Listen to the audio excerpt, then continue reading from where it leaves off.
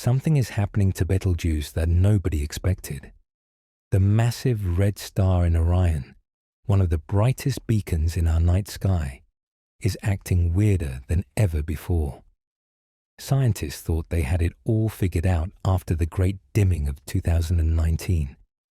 They called it a dust sneeze, wrapped up the mystery, and moved on. But they were wrong. Betelgeuse is doing something completely different now. Something that makes astronomers question everything they thought they knew about dying stars. If you love learning about the cosmos, please hit the like button and subscribe.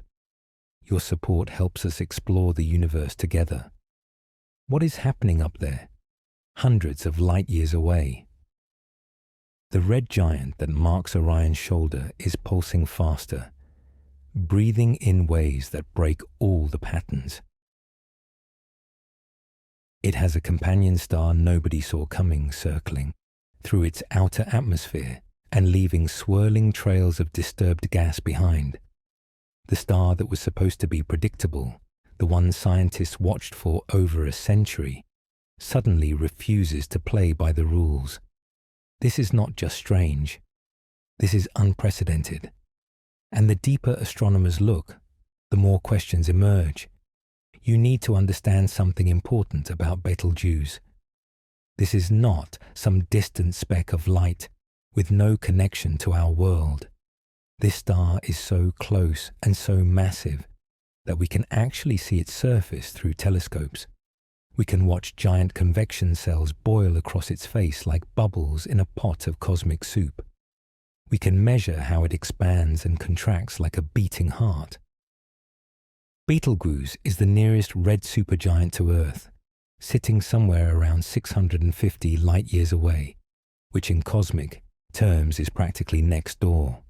If you could drive there in a car going 60 miles per hour, it would take you about 7 billion years to arrive, but light makes the journey in just 6.5 centuries.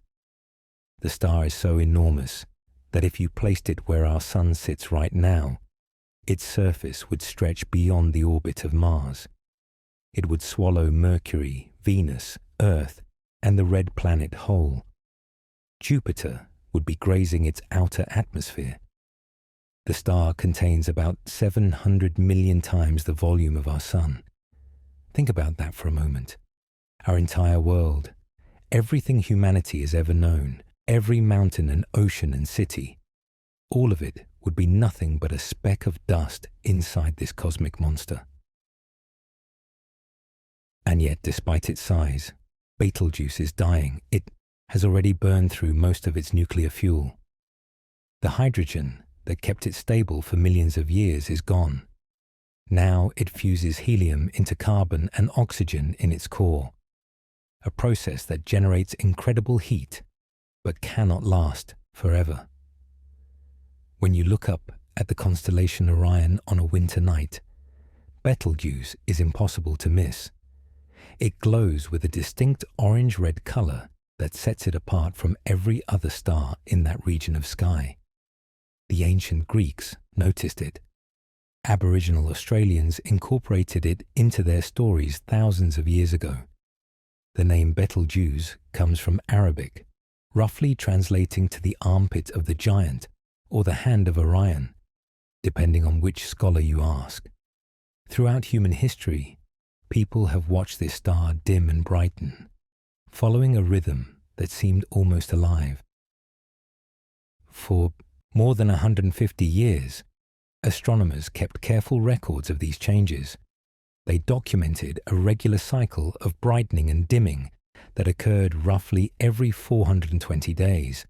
The star would swell up, cool down and fade. Then it would contract, heat up, and brighten again.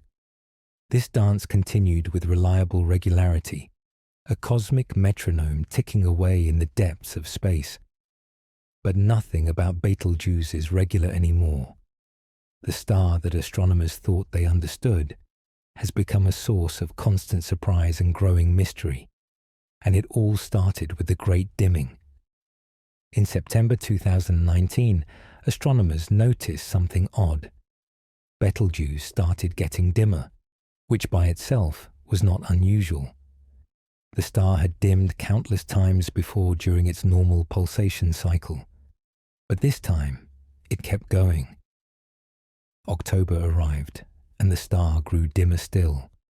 By November, it was noticeably fainter than normal. Amateur stargazers began posting about it online. Professional astronomers started paying closer attention. The dimming continued. In December, it became undeniable that something unusual was happening. The star that usually ranked as one of the 10 brightest objects in the night sky was fading fast. By January 2020, Betelgeuse had dimmed so much that it no longer made the top 20. People who knew where to look in Orion could see the change with their own eyes. The bright orange star that marked the hunter's shoulder had turned into a pale shadow of itself.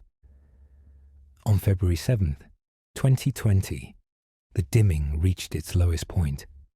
Betelgeuse had lost more than 2/3 of its usual brightness. Astronomers measured it at magnitude 1.614, the faintest it had appeared in over 150 years of careful observation.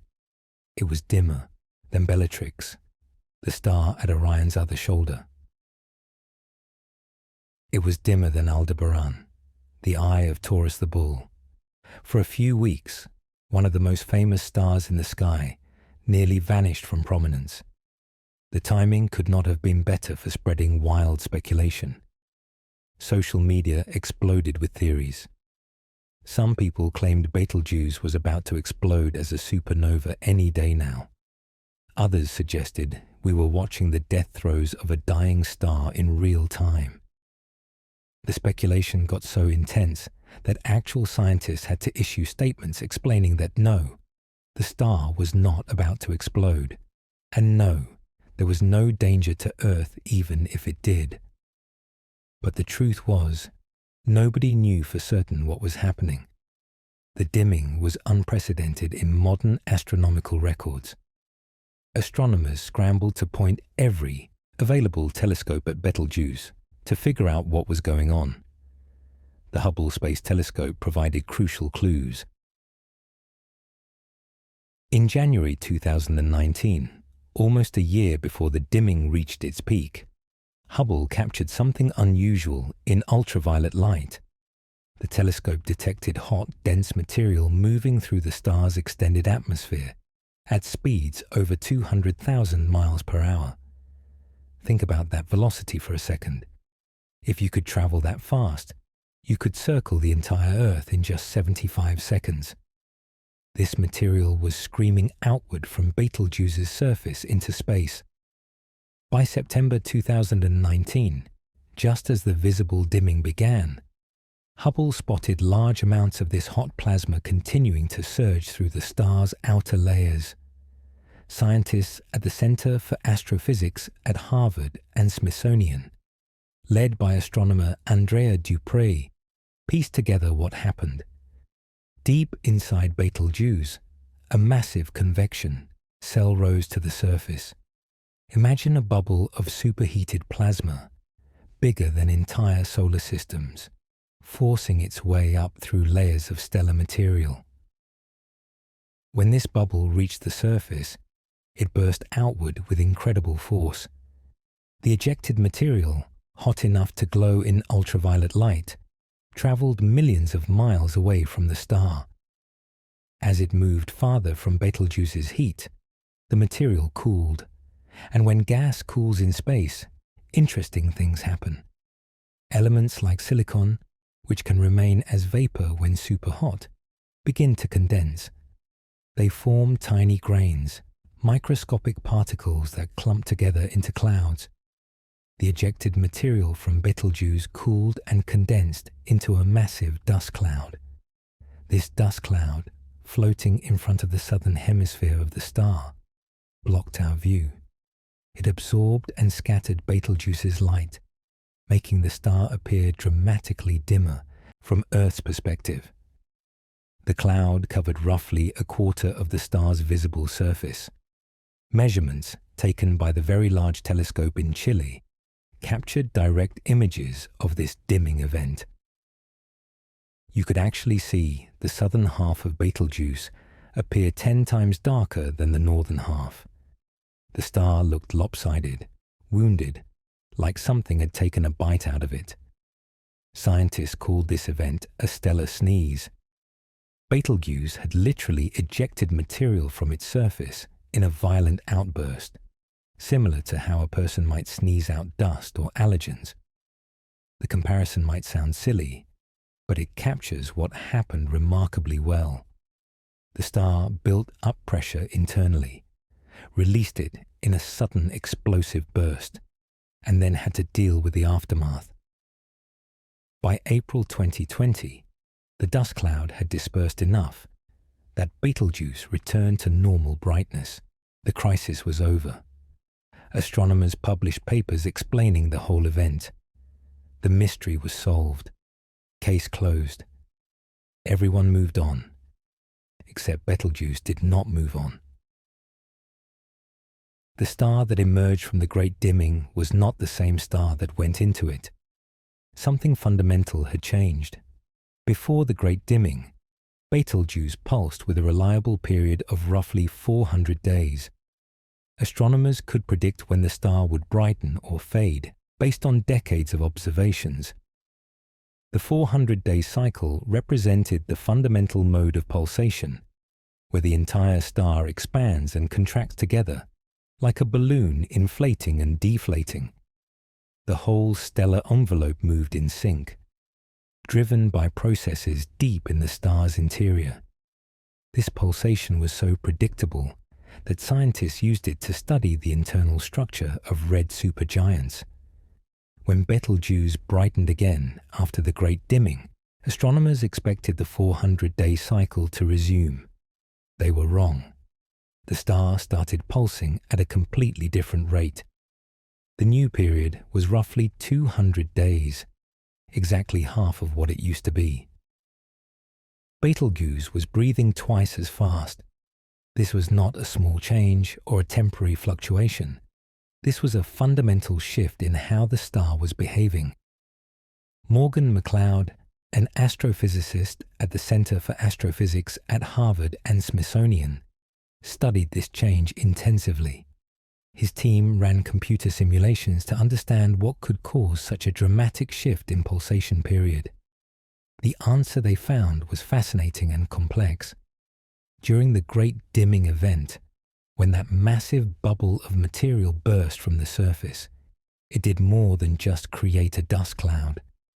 The ejection created shockwaves that traveled back into the star's interior. These shockwaves disrupted the normal pulsation pattern. The outer layers of the star, pushed outward by the ejection, began falling back inward, but they did not fall back in sync with the deeper layers. The interior and exterior of Betelgeuse started moving in opposite directions, out of phase with each other. This created what astronomers call a first overtone pulsation. Instead of the whole star expanding and contracting together, there was now a node, a dividing line inside the stellar envelope. Material above the node moved one way, while material below moved the opposite direction. Think of it like a jump rope with two people holding the ends. In the fundamental mode, both people move the rope up and down together, creating one big wave. In the first overtone, the rope has a point in the middle that stays relatively still while the two sides move in opposite directions, creating a faster oscillation. That is what happened to Betelgeuse. The Great Dimming broke the star's rhythm and replaced it with a faster, more complex pattern. McLeod and his colleagues predicted that this faster pulsation would not last forever. The first overtone mode takes more energy to maintain. Over time, the convective motions inside the star should damp out this oscillation. The team calculated that within 5 to 10 years, Betelgeuse should settle back into its original 400-day fundamental mode. So far, that prediction has not come true. Years have passed since the Great Dimming ended, and the star continues to pulse at this faster rate. Either the predictions are wrong, or something else is happening that scientists have not accounted for. But the 200-day pulsation was just the beginning of Betelgeuse's strange new behavior. In the spring of 2023, astronomers noticed something else unusual. The star started brightening beyond its normal peak luminosity. During its pulsation cycles, Betelgeuse was getting brighter than it had ever been before in recorded observations. This extra brightness raised more questions. Was this related to the change in pulsation period? Was it a sign of increased instability in the star's interior? Nobody had clear answers. Some astronomers wondered if Betelgeuse was experiencing another mass ejection event, possibly getting ready to sneeze again.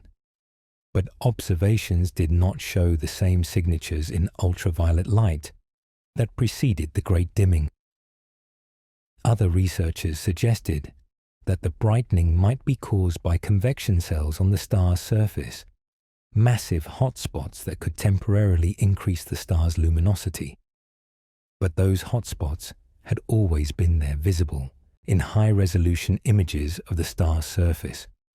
Why would they suddenly make the star brighter than normal now? The mysteries kept piling up. And then, in 2024, astronomers discovered something that changed the entire picture. Betelgeuse was not alone. For years, scientists had suspected that Betelgeuse might have a companion star. The evidence was subtle but persistent. The star showed a long secondary period of variability, a cycle of brightness changes that occurred roughly every 2,100 days, or about 6 years. This longer cycle could not be explained by radial pulsations. It did not fit with the idea of the whole star expanding and contracting. Various theories were proposed. Maybe giant convection cells on the surface rotated around, creating patterns of light and dark as they moved in and out of view. Maybe the star had strange modes of oscillation that scientists did not fully understand. Maybe magnetic fields were involved somehow. But another possibility kept coming up in discussions. Maybe Betelgeuse had a small companion star orbiting it, periodically disturbing the gas around the red giant and causing the long cycle of brightness changes. The problem was proving it. Betelgeuse is incredibly bright, so bright that its light overwhelms anything nearby. Trying to spot a much dimmer companion star next to Betelgeuse is like trying to see a candle flame next to a searchlight. Astronomers tried using the Hubble Space Telescope. They tried using the Chandra X-ray Observatory. Nothing showed up. The hypothetical companion remained invisible, lurking somewhere in Betelgeuse's glare, if it existed at all. Then, in December 2024, a team of astronomers led by Steve Howell from NASA's Ames Research Center decided to try a different approach. They used an instrument called Alupik, which means fox in Hawaiian, mounted on the Gemini North Telescope in Hawaii. Alupik is a speckle imager, a special type of camera that takes rapid-fire sequences of very short exposures. By combining dozens or hundreds of these brief snapshots, the instrument can overcome the blurring effects of Earth's atmosphere and achieve extremely sharp resolution. This technique allows ground-based telescopes to see details that would normally require space-based observatories. Howell's team pointed Alupik at Betelgeuse and captured something remarkable. There, sitting just 52 milliarcseconds away from the red giant, was a small point of light. To put that angular separation in perspective, 52 milliarcseconds is about the angle that a golf ball would appear from 4,000 miles away. It is an incredibly tiny separation on the sky, but Alupik was sharp, enough to resolve it. Betelgeuse had a companion after all. In physical terms, the companion sits roughly 4 astronomical units away from Betelgeuse. 1 astronomical unit is the average distance between Earth and the Sun, about 93 million miles. So the companion orbits somewhere between the distance of Mars and Jupiter from Betelgeuse. But remember, Betelgeuse is not a normal star. Its outer atmosphere extends far beyond what we would consider its surface. The companion star is not orbiting around Betelgeuse. It is orbiting through Betelgeuse, moving inside the red giant's extended outer layers. The discovery was announced in July 2025, and it sent shockwaves through the astronomical community. This was not some distant, detached companion. This was a star literally ploughing through another star's atmosphere once every 6 years or so. The implications were staggering. Scientists quickly realized that many of Betelgeuse's strange behaviors, including the long 100-day cycle of variability, could be explained by this companion. The companion star was given an official name by the International Astronomical Union. In Arabic tradition, Betelgeuse means the hand of Orion. Following that theme, the companion was named Siwarha, which means her bracelet in Arabic. The name captures the relationship beautifully. Siwarha circles around like jewelry adorning the hand of the giant.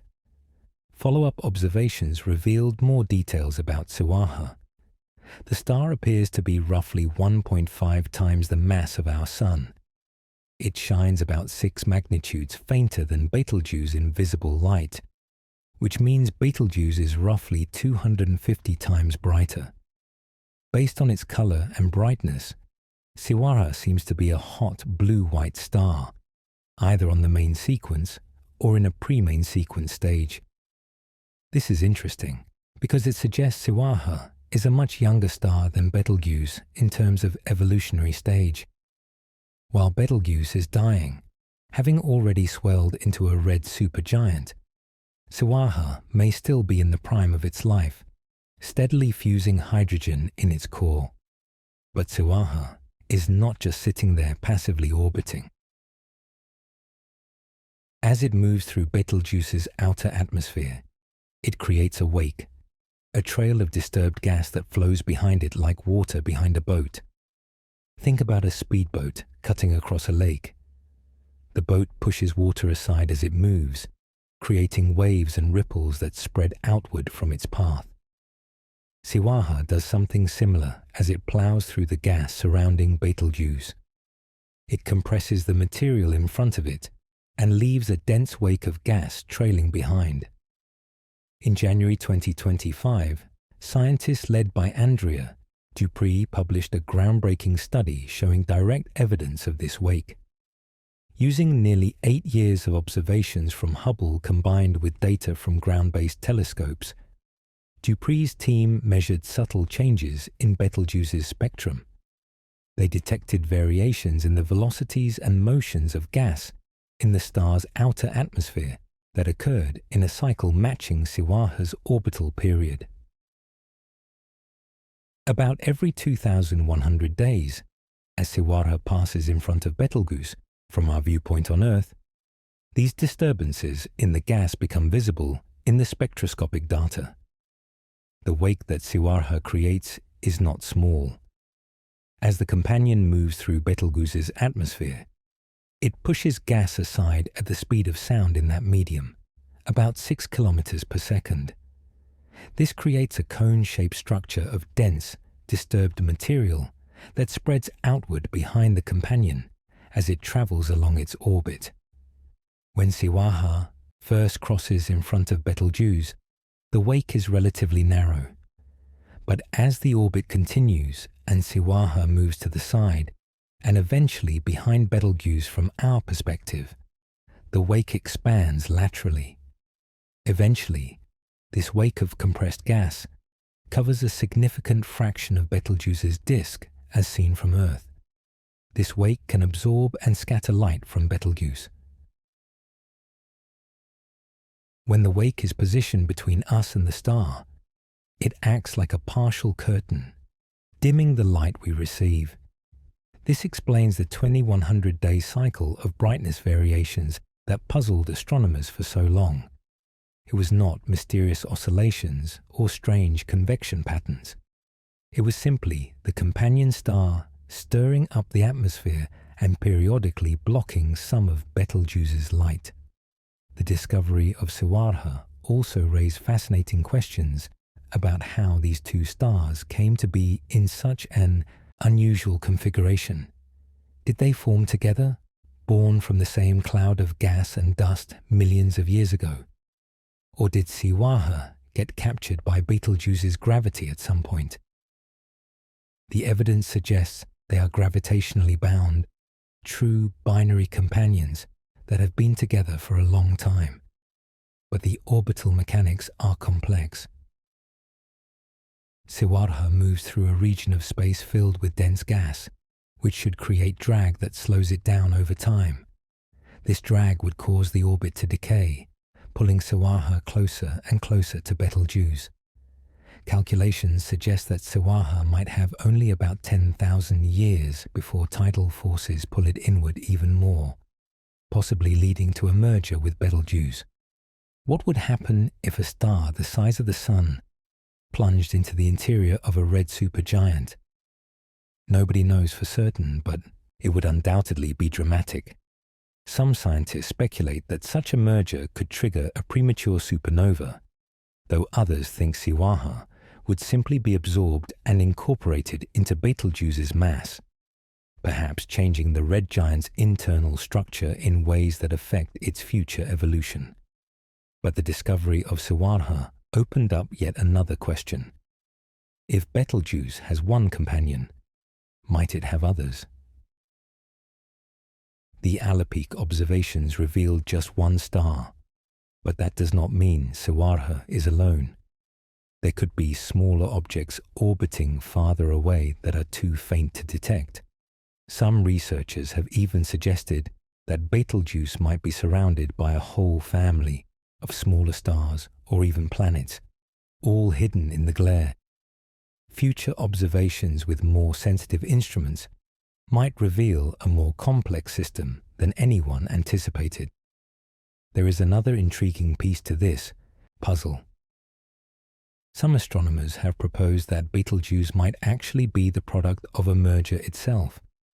The star shows several unusual properties that are hard to explain if it formed and evolved as a single star. It rotates faster than expected. Observations using the ALMA radio telescope array suggested that Betelgeuse is spinning at about 5 kilometers per second, which is roughly twice as fast as theoretical models predict for a single red supergiant. Fast rotation could be a signature of a past merger event. If Betelgeuse absorbed a companion star earlier in its life, that merger would have dumped orbital angular momentum into the primary star, spinning it up. There is also the matter of surface composition. The surface of Betelgeuse shows an unusual abundance of nitrogen compared to what models predict. Stars normally show different element ratios at their surfaces depending on their evolutionary history and whether they have experienced any mixing processes that dredge up processed material from deep in their interiors. The nitrogen abundance on Betelgeuse's surface is consistent with what you would expect if two stars merged together. The merger would have mixed material from different depths, bringing nitrogen-rich processed gas to the surface. If Betelgeuse really is a merger product, it would explain a lot. The fast rotation, the unusual composition, possibly even some of the erratic behavior we see today. But it also raises a new question. If Betelgeuse merged with a companion in the past, and it currently has Sawarha orbiting it, does that mean Betelgeuse started out as a triple star system? Was there once a time when 3 stars orbited each other in this region of space, and 2 of them eventually spiraled together and merged? the story becomes more complex the deeper we look. Recent simulations by Sagiv Scheiber and collaborators explored what a merged Betelgeuse would look like. They ran detailed three-dimensional models showing what happens when a red supergiant engulfs a smaller companion star. The merger is violent and chaotic, with the smaller star plunging through layers of the larger star's envelope. Material gets mixed, angular momentum gets transferred, and the resulting merged star ends up looking quite different from a single star that evolved normally. When Scheiber's team tuned their models to match Betelgeuse's current temperature and luminosity, they found that the predicted surface rotation and nitrogen abundance matched observations remarkably well. This does not prove that Betelgeuse is a merger product, but it shows that the merger hypothesis can explain what we see. However, not everyone agrees with the merger idea. Some astronomers have argued that the apparent rotation of Betelgeuse might not be real rotation at all. A team led by Jingze Ma from the Max Planck Institute for Astrophysics challenged the rotation measurements. They performed simulations of red supergiant stars that included large-scale convection, but no actual rotation. When they processed their simulated stars to mimic what ALMA would observe, they found patterns that looked very similar to the real ALMA observations of Betelgeuse. In other words, what looks like rotation might actually be massive convection cells rising and sinking on the star's surface. The motion of these convection cells could mimic a rotating pattern when viewed through a radio telescope. If the rotation measurements are not reliable, then one of the key pieces of evidence for a merger disappears. The unusual nitrogen abundance could potentially be explained by other mixing processes. Betelgeuse might be a normal single star after all, just one that happens to have a close companion orbiting through its atmosphere. The debate continues. Let's step back for a moment and look at the bigger picture. Betelgeuse is not behaving like a normal, well-understood star anymore. It pulsates at a different rate than it used to. It occasionally brightens beyond its normal peak. It has a companion star carving wakes through its atmosphere. It might be a merger product, or it might not be. The star that was supposed to be a textbook example of a red supergiant has become a cosmic puzzle with pieces that do not quite fit together. There is something else that makes Betelgeuse especially fascinating, and especially mysterious. Some researchers believe the star is not just in the red supergiant phase. They think it might be in the very final stages before going supernova.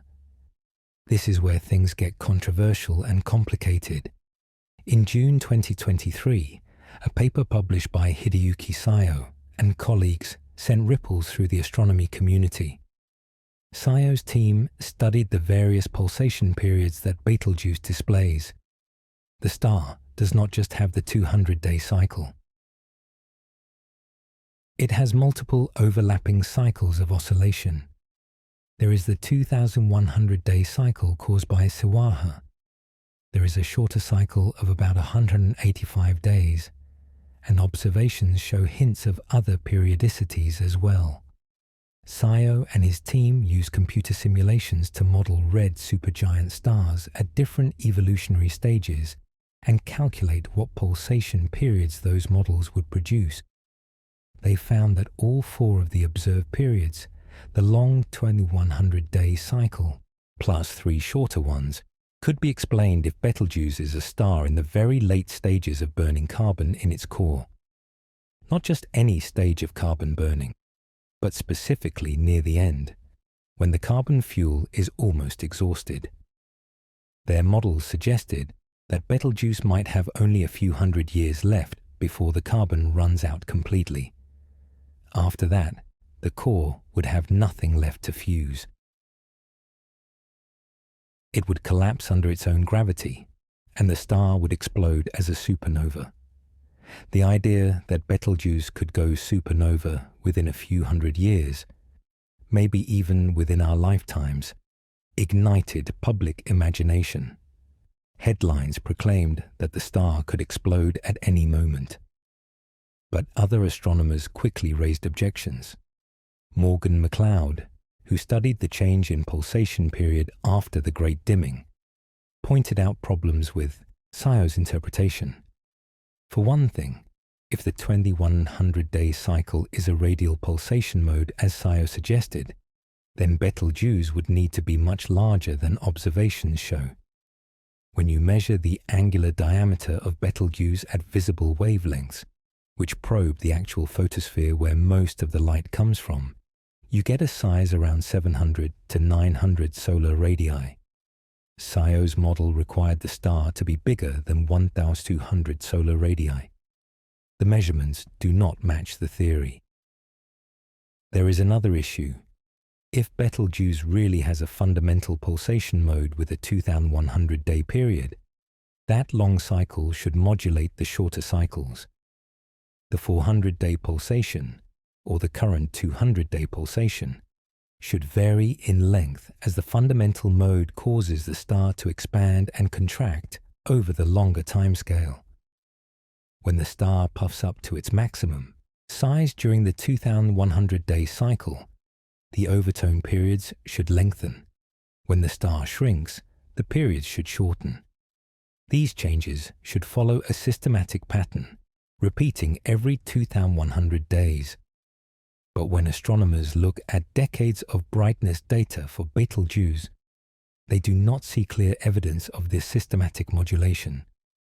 The variations seem more random than what SIO's model would predict. Most critically, we now know that the 2100-day cycle is not caused by a pulsation at all. It is caused by Sewara passing through Betelgeuse's atmosphere and creating that wake of disturbed gas. The discovery of the companion star removes one of the key pieces of evidence that SIO's team used to argue for a star in the final stages of carbon burning. With that piece gone, the case for an imminent supernova becomes much weaker. The current consensus among most astronomers is that Betelgeuse is probably still tens of thousands of years, maybe even 100,000 years, away from exploding. The star is thought to be in the helium-burning phase, fusing helium into carbon and oxygen in its core. This phase lasts much longer than the carbon-burning phase that comes later. After the helium runs out, Betelgeuse will burn carbon, then oxygen, then silicon, building up heavier and heavier elements in its core. Each stage of fusion burns faster than the previous one. Carbon burning might last only 1,000 years. Silicon burning might last only a week. But all of that still lies in the future. Yet there are tantalizing hints that maybe, just maybe, Betelgeuse is closer to the end than the standard models suggest. When the supernova SN 2023 IXF exploded in the nearby galaxy, M101 in May 2023, astronomers discovered that the progenitor star had been a pulsating red supergiant similar to Betelgeuse. Pre-explosion images showed that this star had a pulsation period around 1,100 days and a luminosity similar to Betelgeuse. Nobody predicted that particular star was about to explode. It just did, catching everyone by surprise. If one red supergiant could explode unexpectedly, could others do the same? The truth is, we do not fully understand what happens in the weeks and months before a massive star explodes. The interior of a red supergiant is impossibly complex, with layers of different elements burning at different rates, enormous convection cells transporting heat, and pressures and temperatures beyond anything we can recreate in a laboratory. The theoretical models are impressive, but they rely on simplified assumptions and approximations. Nature might have surprises in store that the models have not predicted. So while most astronomers would bet that Betelgeuse still has many thousands of years left, there is a small but non-zero chance that it could go supernova sooner. Maybe within the next few centuries. Maybe within the next few decades.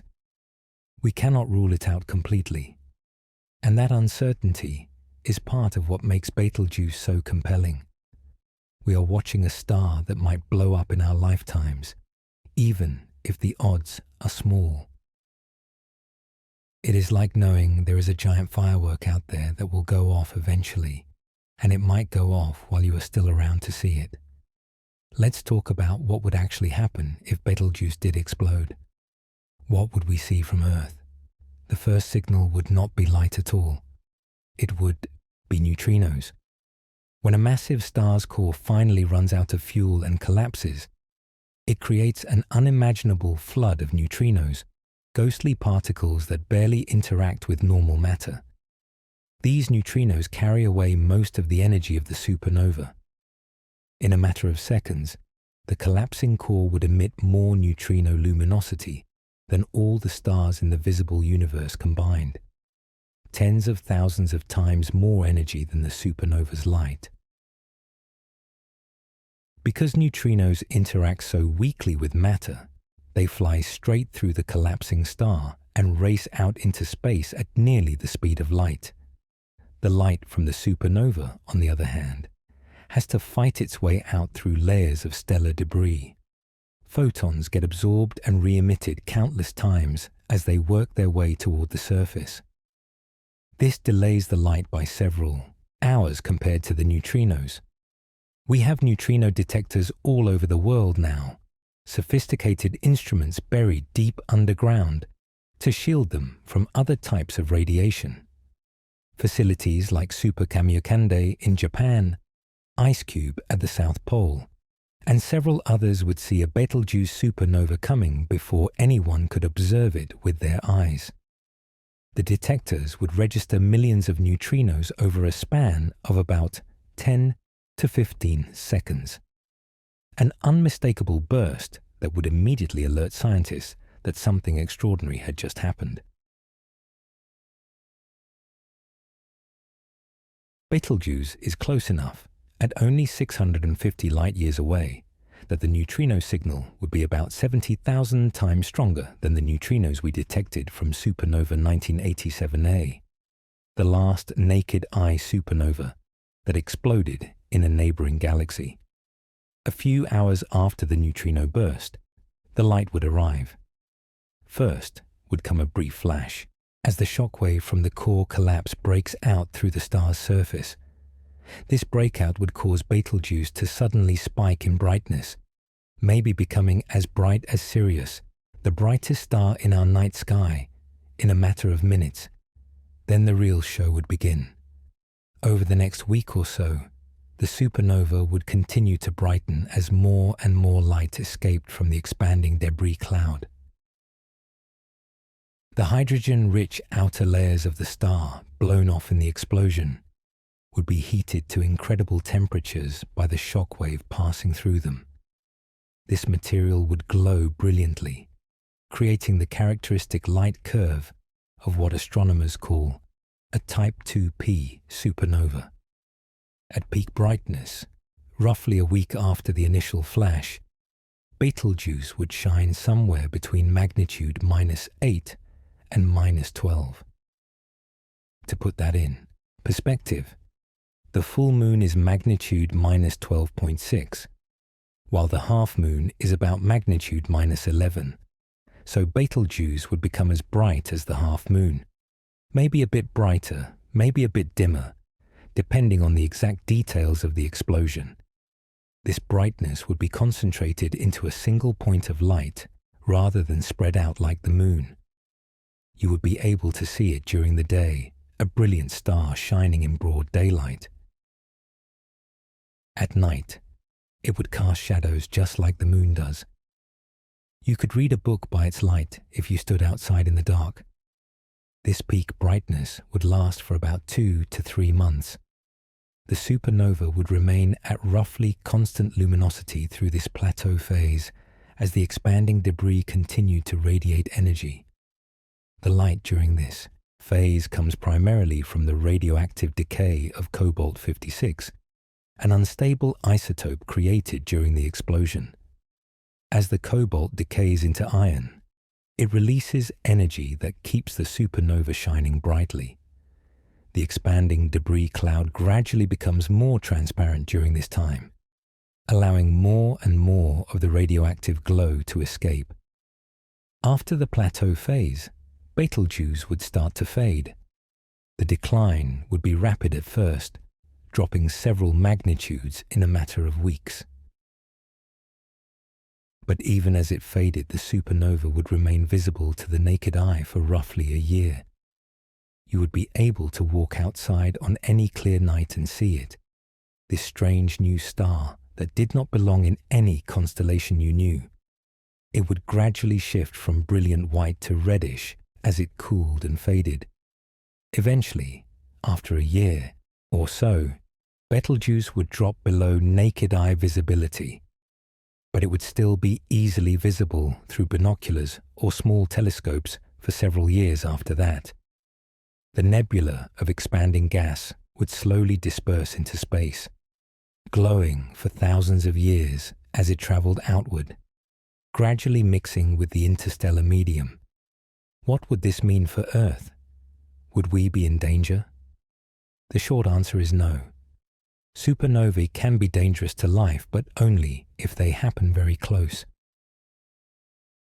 The rule of thumb is that you need to be within about 160 light years of a supernova for the radiation to cause significant harm to the biosphere.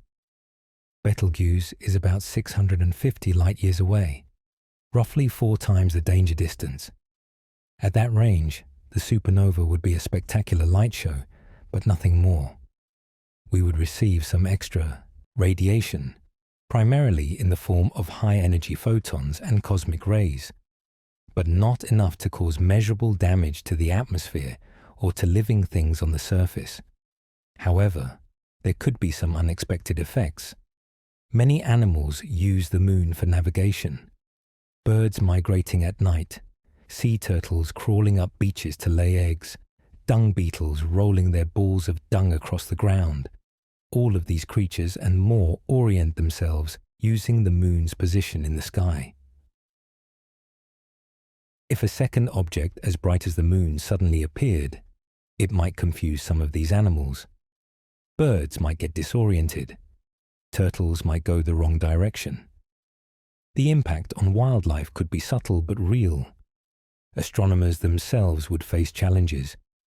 Observing the night sky is already difficult when the moon is bright. Its light washes out faint objects and makes it hard to see deep into space. A Betelgeuse supernova would create similar problems. For several months, there would be no real dark time for observational astronomy.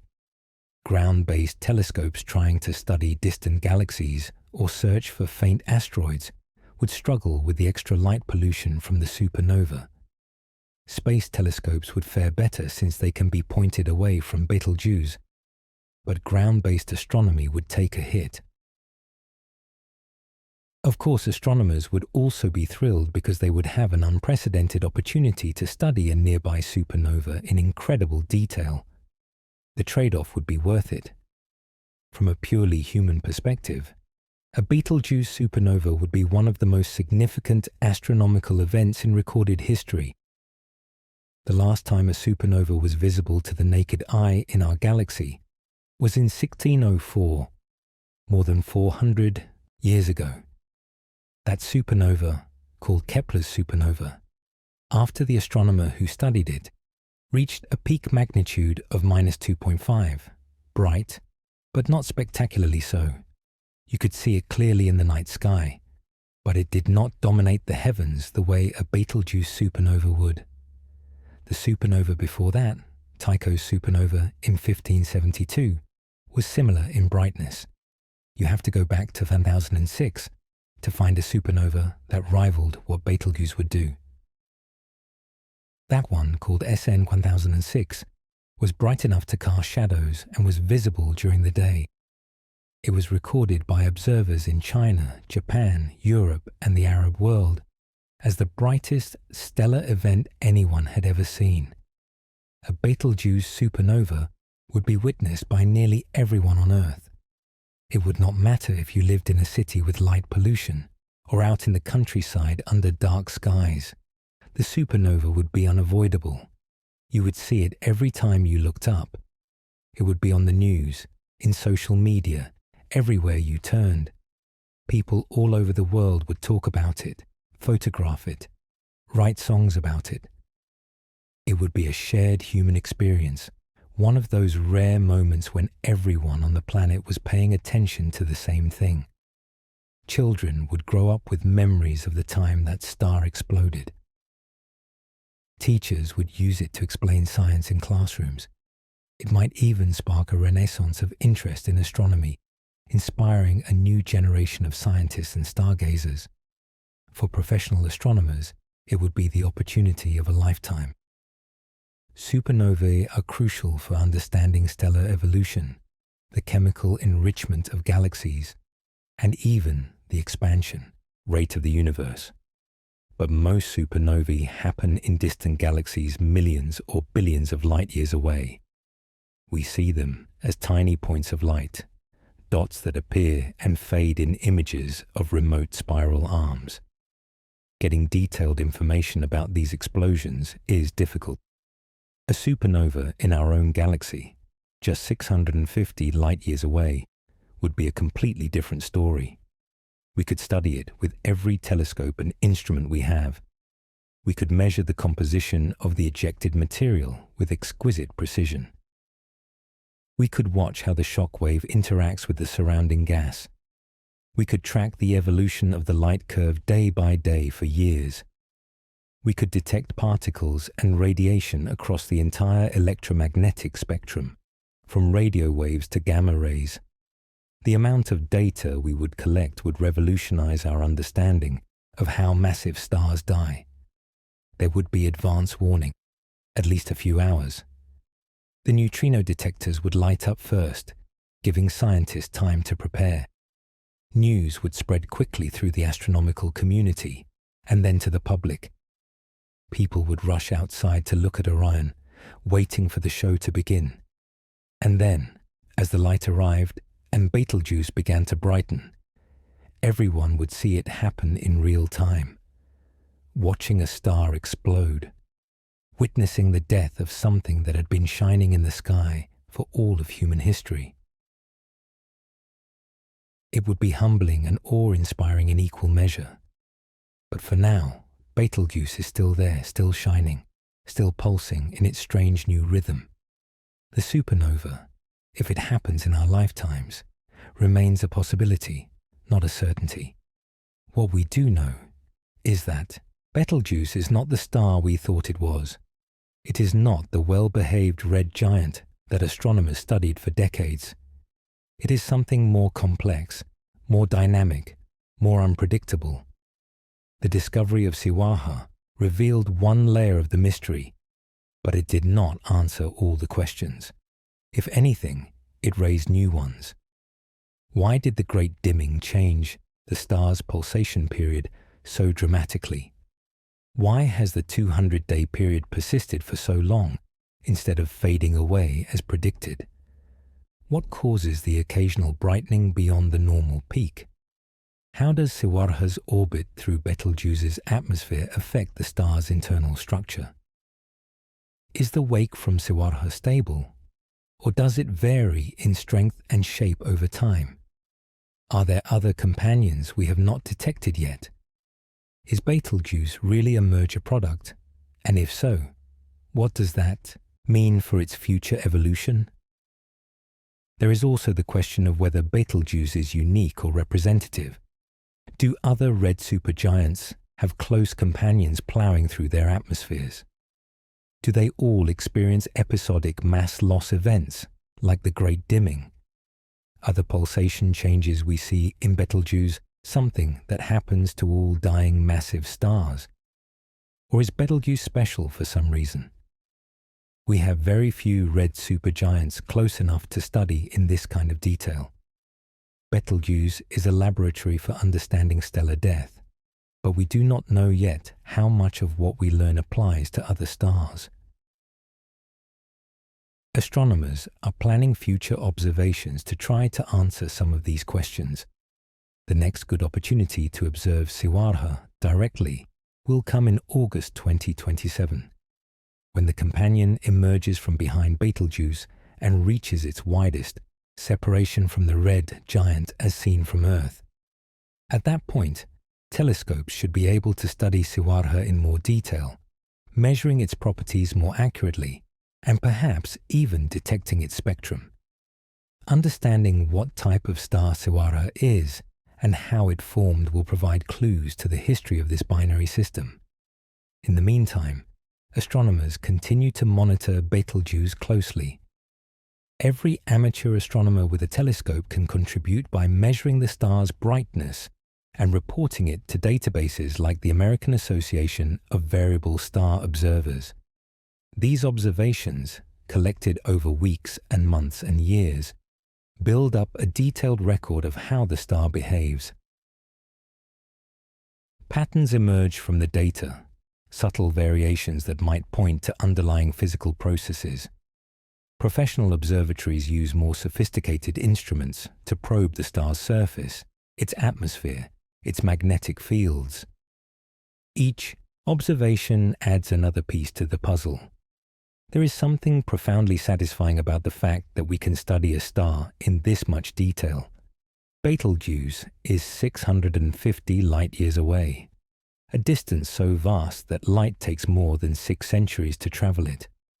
The light you see when you look at Betelgeuse tonight left the star around the year 1375, during the Middle Ages, when the Ming Dynasty was just beginning in China and the 100 Years' War was raging in Europe. That photon traveled through the emptiness of space for over 600 years before it reached your eye. And yet, despite that immense distance, we can measure the star's temperature, its size, its composition, its motion. We can watch convection cells bubble on its surface. We can detect the wake of a companion star moving through its atmosphere. We can predict when it will pulse brighter or dimmer. The fact that we can do any of this is a testament to human ingenuity and persistence. Betelgeuse also reminds us of our place in the cosmos. This star, one of thousands visible to the naked eye, is a cosmic engine that has produced many of the elements that make up our world.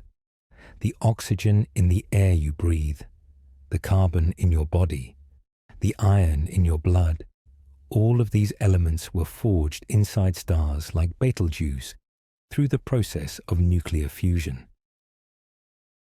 When Betelgeuse eventually explodes, it will scatter those elements into space, enriching the interstellar medium with the raw materials for future generations of stars and planets. Somewhere in that expanding cloud of debris might be the atoms that will someday form another Earth-like world, another place where life could arise and wonder about the universe. There is a concept in astronomy called nucleosynthesis, the process by which stars create heavier elements from lighter ones. In the early universe, shortly after the Big Bang, there were only hydrogen and helium with trace amounts of lithium. Everything else, every element on the periodic table heavier than those first three, has been created inside stars or during supernova explosions. Small stars like our Sun create elements up to carbon and oxygen through fusion during their lifetimes. When they die as planetary nebulae, they gently release those elements into space. But the heavier elements, things like silicon, sulfur, calcium, iron, and everything beyond, require the extreme conditions inside massive stars and supernovae to form. Betelgeuse has been a cosmic forge for millions of years, turning hydrogen and helium into progressively heavier elements through layers of fusion burning. Its core right now likely contains carbon and oxygen, products of helium fusion, surrounded by shells where different elements are being fused. Eventually, if it lives long enough before going supernova, Betelgeuse will build up an onion-like structure with an iron core at the center, surrounded by shells of silicon, oxygen, carbon, helium, and hydrogen. Iron is the end of the line for fusion. Fusing iron into heavier elements requires energy input rather than releasing energy. Once a star builds up an iron core, it is doomed. The core can no longer support itself against gravity through fusion, and collapse becomes inevitable. When Betelgeuse finally does collapse, the resulting supernova will create elements that cannot form any other way. During the few seconds of core collapse, conditions become so extreme that neutron capture processes can occur. Free neutrons, produced in huge quantities during the collapse, get captured by atomic nuclei, turning them into heavier isotopes and new elements. This R process, rapid neutron capture process, is responsible for creating roughly half of all the elements heavier than iron, including things like gold, platinum, uranium, and thorium. The explosion itself also creates energy conditions extreme enough to forge additional heavy elements through other processes. A single supernova can inject millions of Earth masses worth of heavy elements into the galaxy. This is why supernovae are so important for the chemical evolution of the universe. Without them, galaxies would remain forever dominated by hydrogen and helium. Rocky planets could not form. Complex chemistry would be impossible. Life as we know it would never arise. We are, in a very literal sense, made of stardust. The atoms that make up our bodies were created inside stars that died before our sun even formed. Some of those atoms might have been synthesized in the explosions of massive stars, not unlike Betelgeuse. When you look up at Betelgeuse in the night sky, you are looking at a future source of heavy elements, a star that will someday seed the galaxy with the building blocks of planets and people yet to come. There is also something poignant about watching a star die. Betelgeuse has been shining for roughly 8 to 10 million years, possibly a bit longer. That sounds like a long time by human standards, and it is. 10 million years ago, our ancestors were still small apes living in African forests, just beginning to evolve the traits that would eventually lead to humans. 10 million years from now, who knows what our descendants will be like if we still exist at all. But in stellar terms, 10 million years is brief. Our sun has already lived for 4.6 billion years and has another 5 billion to go before it dies. Small stars, red dwarfs with masses less than half the sun, can live for trillions of years, but massive stars live fast and die young. They burn through their nuclear fuel at prodigious rates, shining brilliantly but briefly before going out in spectacular fashion. Betelgeuse consumed its hydrogen fuel in just a few million years. It likely spent a few million more as a smaller, hotter star on the main sequence, before exhausting the hydrogen in its core and beginning to swell. The red supergiant phase, the phase we see it in now, lasts maybe 100,000 years, possibly less. Soon, on cosmic timescales, Betelgeuse will be gone. The explosion will be visible for a few years at most.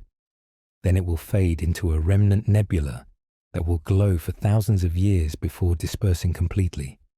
Eventually, all that will remain is a neutron star, an incredibly dense ball of matter about the size of a city, spinning rapidly and perhaps emitting pulses of radio waves. Or, if Betelgeuse is massive enough, it might collapse all the way down to a black hole, a region of space where gravity is so strong that not even light can escape.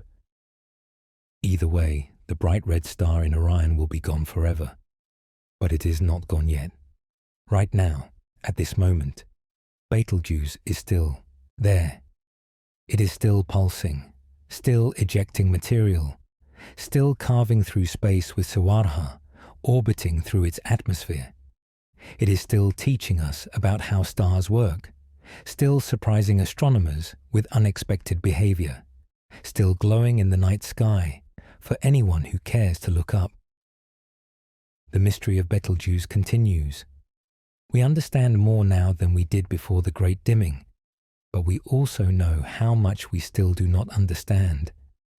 Every answer leads to new questions. Every observation reveals new complexity. This is what makes science fascinating. We thought we had Betelgeuse figured out. It was a textbook red supergiant, pulsating predictably, following well-understood physical laws. Then it dimmed in a way nobody expected. It sneezed out a dust cloud. Its pulsation period changed. It revealed a companion star.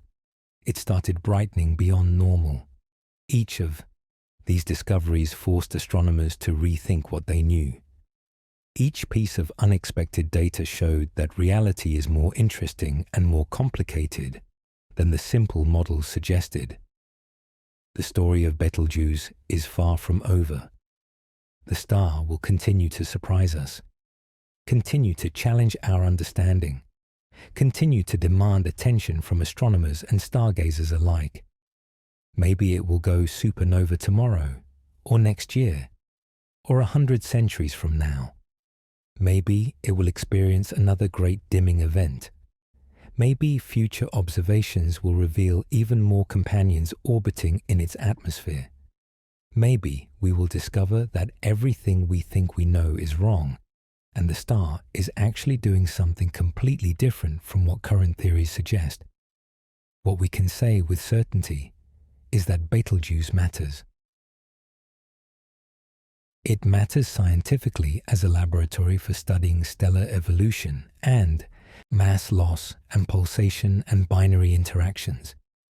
It matters culturally as one of the most recognizable stars in the sky, a beacon that humans have watched and wondered about for thousands of years.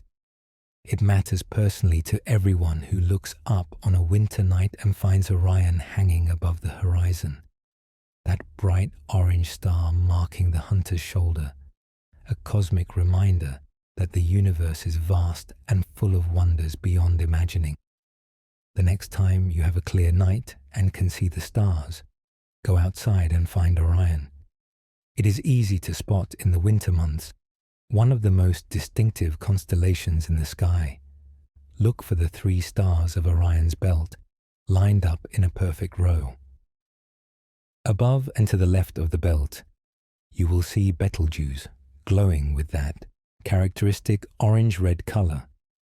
It does not twinkle as much as some other stars because it is so large and bright. It has a steadiness to it, a presence. When you look at Betelgeuse, remember that you are seeing light that left the star 6.5 centuries ago in the late 1300s.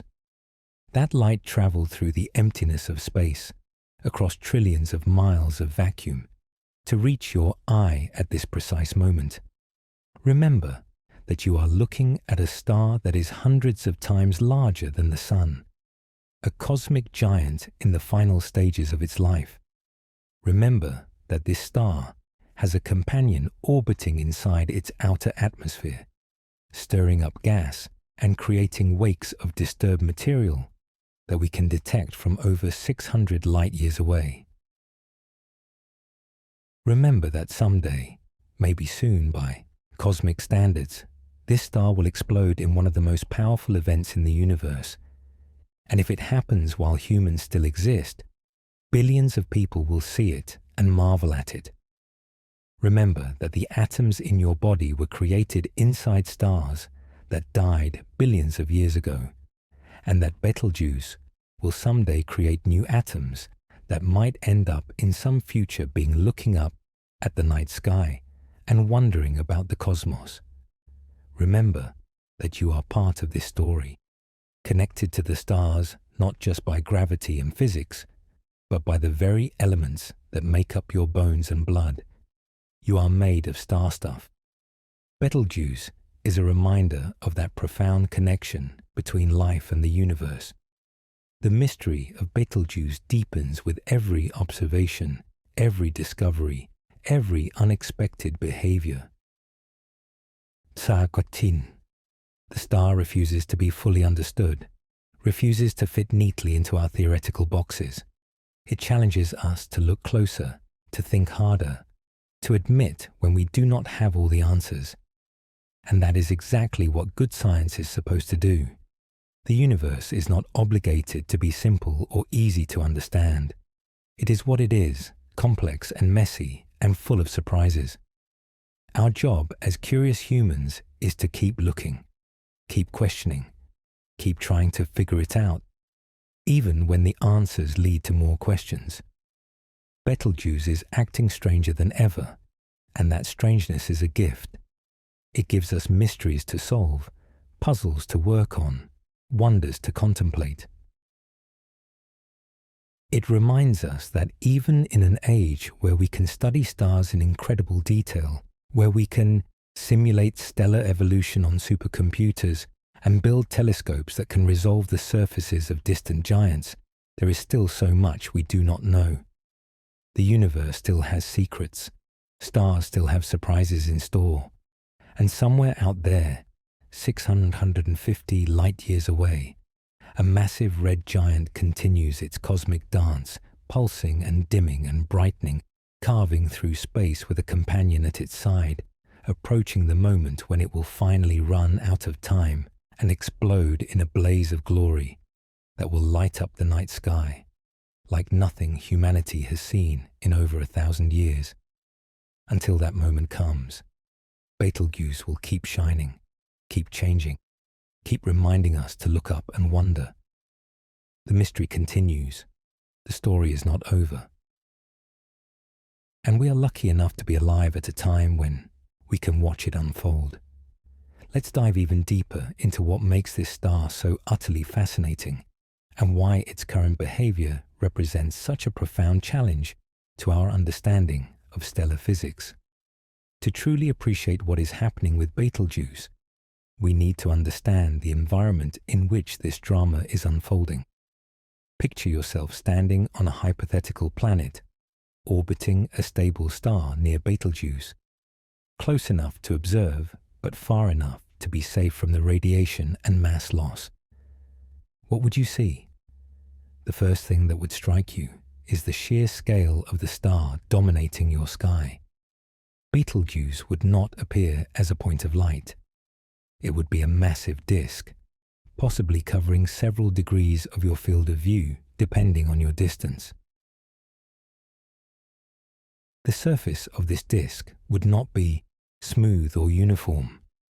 You would see vast patches of brighter and darker material, like watching storm systems on a gas giant planet, but magnified to truly cosmic proportions.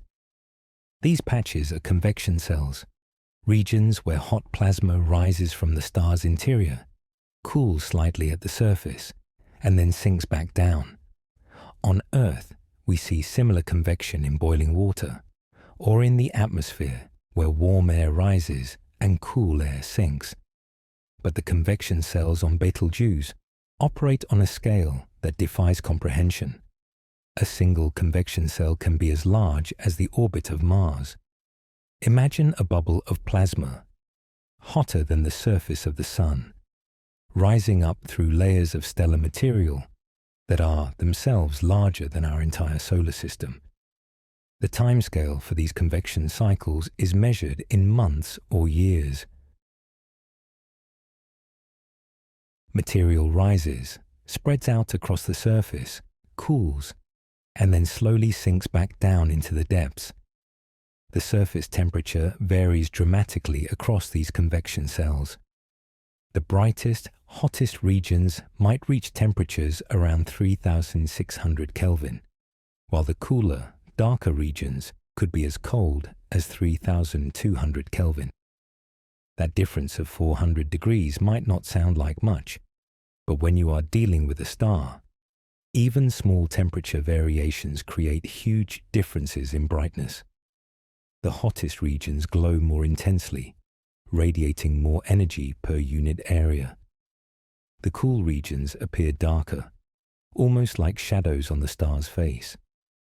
When astronomers using interferometric techniques create maps of Betelgeuse's surface, these bright and dark regions show up clearly, shifting and evolving over time as the convection patterns change.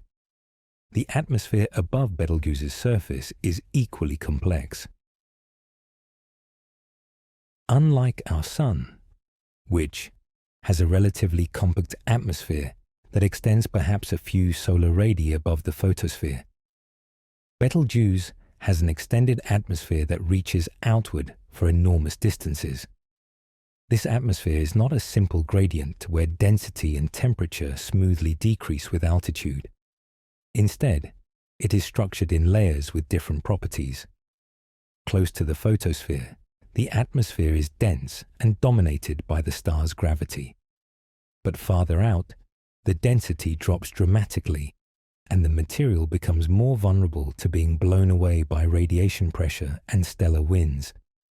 Within this extended atmosphere, interesting chemistry occurs. Elements that exist as individual atoms near the hot photosphere can combine into molecules as they move outward into cooler regions. Carbon monoxide forms in abundance, as do titanium oxide and other molecular species. Some of these molecules are stable enough to survive the journey outward. Others get torn apart by ultraviolet radiation from the star. The balance between formation and destruction creates a complex chemical environment that varies with distance from the star and changes over time as the star pulsates and ejects material. Dust formation occurs even farther out, typically several stellar radii away from the photosphere, where temperatures have dropped low enough for atoms to stick together into solid grains. The process of dust formation in the environment around a red supergiant is still not fully understood. We know that certain elements, particularly silicon and carbon-rich molecules, can condense into small particles under the right conditions. These particles can then grow larger as additional atoms stick to their surfaces. Eventually, you get microscopic grains of dust, similar in some ways to soot particles in smoke, but composed of different materials. The Great Dimming Event of 2019 and 2020 gave astronomers an unprecedented opportunity to watch dust formation happen in real time. The Hubble Space Telescope observed hot material being ejected from Betelgeuse's surface in late 2019. This material traveled outward at incredible speeds, moving through the star's atmosphere and into the space beyond. As it traveled, it cooled. When it reached a distance of perhaps 5 to 10 stellar radii from the photosphere, conditions became favorable for dust condensation. Silicon atoms and other materials began sticking together. Within weeks or months, enough dust had formed to create a cloud massive enough to block light from a quarter of Betelgeuse's surface. The amount of mass involved in this dust cloud was extraordinary. Scientists estimated that the cloud contained somewhere between 0.7 and 3 times 10 to the -7th solar masses. That might sound tiny, especially when expressed in scientific notation, but convert it to more familiar units, and you get roughly the mass of 0.02 to 0.08 Earth masses. Betelgeuse sneezed out enough material to create dozens of planet Earth's worth of gas and dust, and this happened in a matter of months. If this type of mass loss event occurs repeatedly over the lifetime of a red supergiant, it could explain how these stars shed so much of their envelope before going supernova. Red supergiants like Betelgeuse are known to lose mass continuously through stellar winds. The intense radiation pressure from the star pushes on atoms and dust grains in the outer atmosphere, gradually blowing material away into space. Over time, this steady wind can remove significant amounts of mass from the star, but episodic mass loss events like the Great Dimming might contribute even more material. If Betelgeuse experiences a major surface mass ejection every few years or every few decades, these events could dominate the total mass loss from the star. This has implications for understanding how massive stars evolve and what their final masses are when they explode as supernovae. The mass of a star when it goes supernova determines what kind of remnant it leaves behind. If the core is massive enough, it will collapse into a black hole. If the core is less massive, it will form a neutron star instead. The boundary between these outcomes lies somewhere around 3 solar masses for the core mass. But calculating the core mass requires knowing how much mass the star has lost over its lifetime.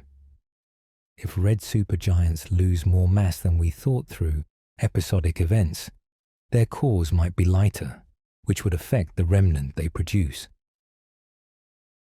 This is one reason why studying Betelgeuse's mass loss is so important. It helps us understand not just this one star, but the entire population of massive stars and how they die. The discovery of Siwaha added another layer of complexity to the mass loss question. When a companion star orbits through the atmosphere of a red supergiant, it creates drag forces and gravitational perturbations that can affect how material escapes from the system. The wake that Siwaha creates compresses gas behind it, potentially creating regions where conditions are favorable for dust formation. It is possible that the Great Dimming was not just a random surface mass ejection, but an event triggered or enhanced by Siwaha's orbital motion. Perhaps the companion passed through a region of the atmosphere where a convection cell was already bringing hot material to the surface, and the interaction between the two created the perfect conditions for a massive dust cloud to form. If this is true, it suggests that binary interactions play a crucial role in mass loss from red supergiants. Many massive stars are born in binary or multiple star systems. As these stars evolve, their interactions with companions can profoundly affect their development. Some binaries merge together, creating larger, more massive stars. Others undergo mass transfer, where material flows from one star to the other. The case of Betelgeuse and Siwaha represents yet another type of interaction, where a smaller star orbits within the extended atmosphere of a giant. This configuration might be more common than previously thought, and it could explain some of the variability and irregular behavior seen in many red supergiants. Understanding binary interactions is also crucial for predicting supernova outcomes.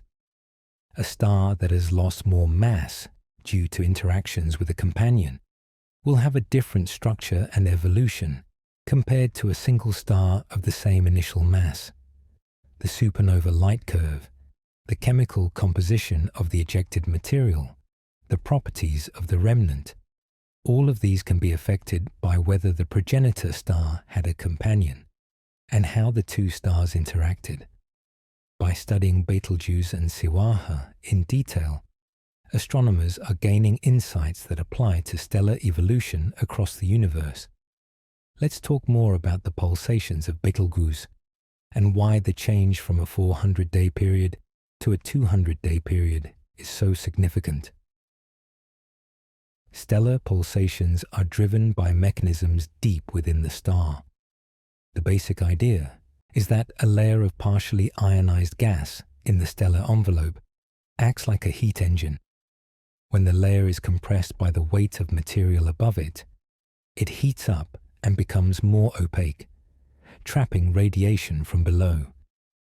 The trapped radiation creates pressure that pushes outward, causing the layer to expand. When the layer expands, it cools and becomes more transparent, allowing radiation to escape. the pressure drops, and the layer contracts again under gravity. This cycle repeats over and over, creating a rhythmic pulsation. The period of the pulsation depends on the size and structure of the star. Larger stars have longer pulsation periods because it takes more time for pressure waves to travel through the stellar envelope. The relationship between pulsation period and stellar radius is well established for many types of variable stars. Cepheid variables, for example, have a precise relationship between their period and luminosity, which makes them incredibly useful for measuring distances in astronomy. Red supergiants also follow similar relationships, though with more scatter and uncertainty due to their complex structures. Betelgeuse's 400-day pulsation period was consistent with theoretical models of red supergiants with radii around 700 to 900 solar radii. When the period suddenly halved to 200 days after the Great Dimming, it implied that something fundamental had changed in the star's structure.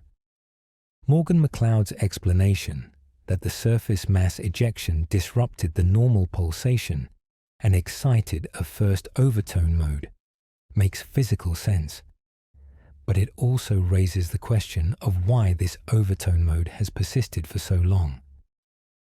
In musical terms, the fundamental mode of a vibrating string is the lowest frequency at which it naturally vibrates. Overtones are higher frequency vibrations that can be excited by plucking the string in a specific way. These overtones typically decay quickly, damped out by friction and imperfect elasticity in the string. The fundamental mode reasserts itself because it is the most stable, lowest energy configuration. Stars behave similarly. Overtone pulsations require more energy to maintain and should damp out over time as the convective motions in the star redistribute that energy. McLeod predicted that Betelgeuse's first overtone should damp out within 5 to 10 years, returning the star to its fundamental 400-day period. So far, that has not happened. It has been over 4 years since the Great Dimming ended, and Betelgeuse is still pulsating at roughly 200 days. This suggests that either the damping process is slower than expected, or something is continuously exciting the overtone mode, preventing it from decaying. One possibility is that Sawarha's orbit is providing periodic perturbations that keep the overtone alive. Every time Sawarha passes through Betelgeuse's atmosphere, it creates shock waves and disturbances that might re-inject energy into the pulsation. If the orbital period of Sawarha is resonant with the overtone period in some way, it could create a positive feedback loop that maintains the 200-day pulsation indefinitely. Another possibility is that the structure of Betelgeuse has been permanently altered by the Great Dimming event. When the star ejected that massive amount of material, it might have changed the density profile of the outer envelope in a way that favors the overtone mode over the fundamental mode.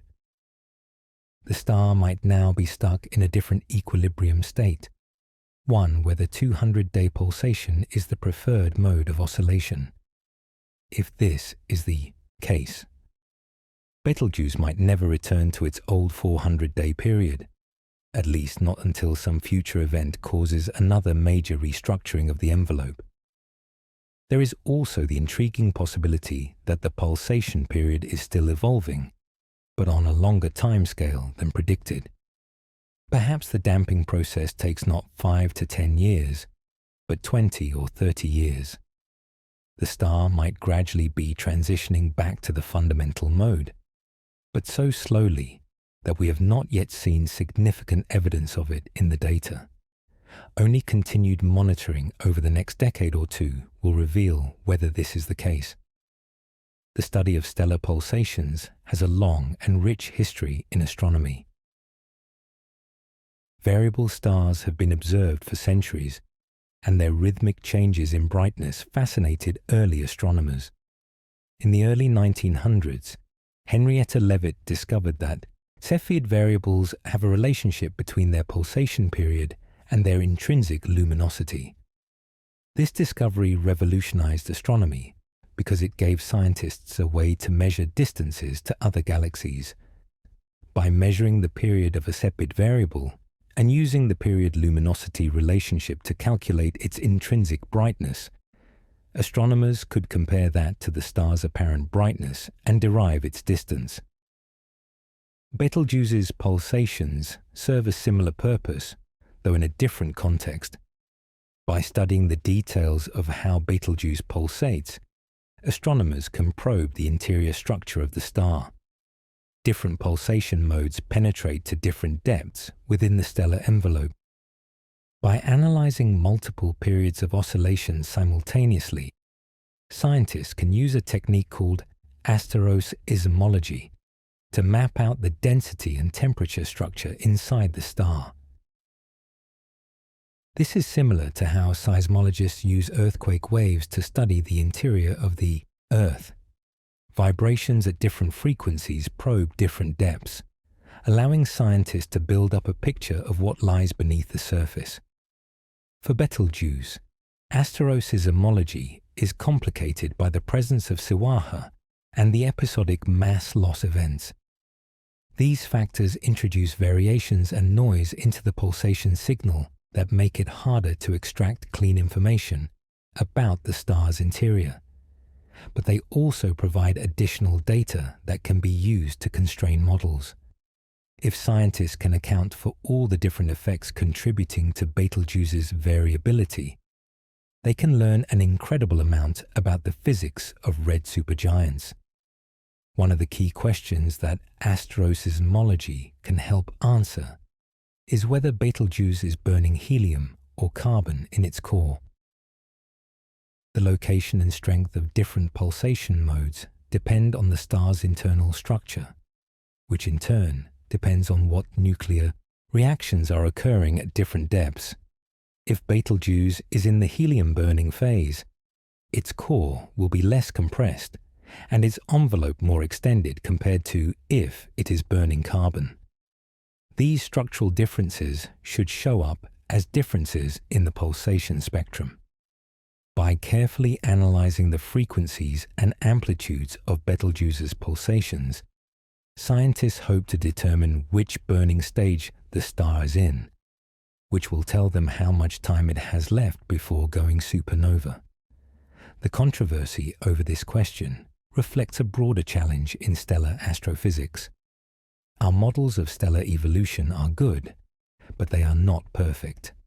They rely on approximations and simplifications that might break down for stars as complex as red supergiants.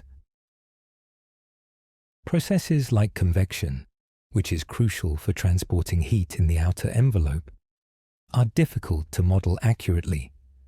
Convection involves turbulent flows of gas on many different scales, from small eddies to giant cells spanning significant fractions of the star's radius. Capturing all of this complexity in a computer simulation requires enormous computational resources and sophisticated algorithms. Mass loss is another uncertain factor. How much mass does a red supergiant lose over its lifetime, and how does that mass loss vary with time? The answer affects everything from the star's luminosity to its eventual fate. Some models assume a steady, smooth wind with a constant mass loss rate. Others incorporate episodic mass loss events like the Great Dimming. The difference between these approaches can change the predicted lifetime of the star by factors of 2 or more. Rotation adds yet another complication. A rotating star has a different structure than a non-rotating star. Rotation creates centrifugal forces that counteract gravity, allowing the star to expand more along its equator. It also drives mixing processes that can transport material and chemical elements between different layers of the star.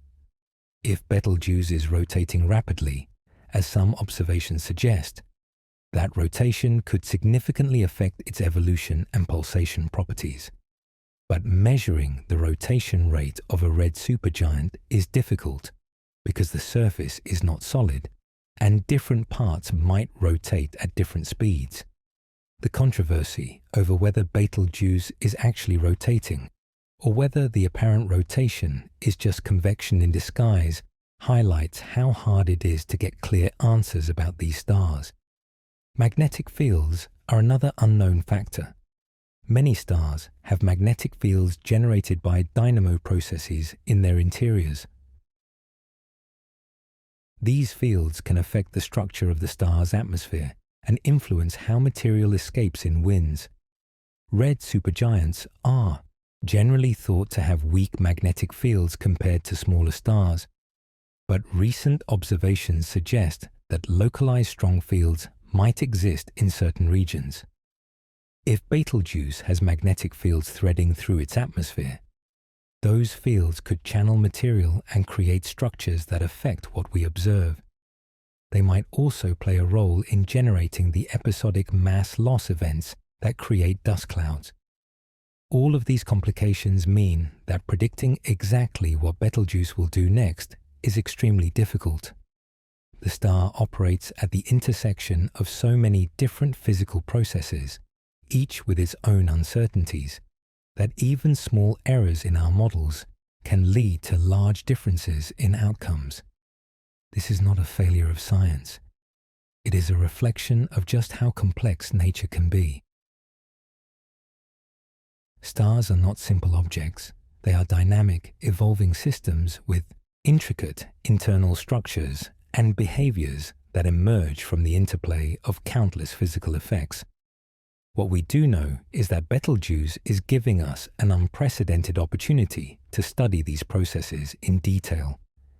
Because the star is so close and so large, we can observe it with a level of detail that is impossible for almost any other star. We can resolve features on its surface. We can measure velocities of material in its atmosphere. We can detect the wake of a companion star. We can watch dust form in real time.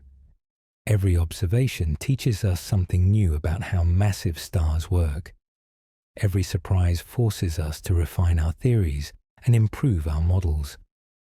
This process of observation, theory, and refinement is the heart of the scientific method.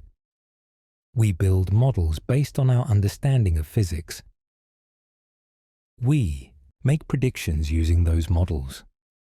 Then we go out and observe nature to see if our predictions are correct.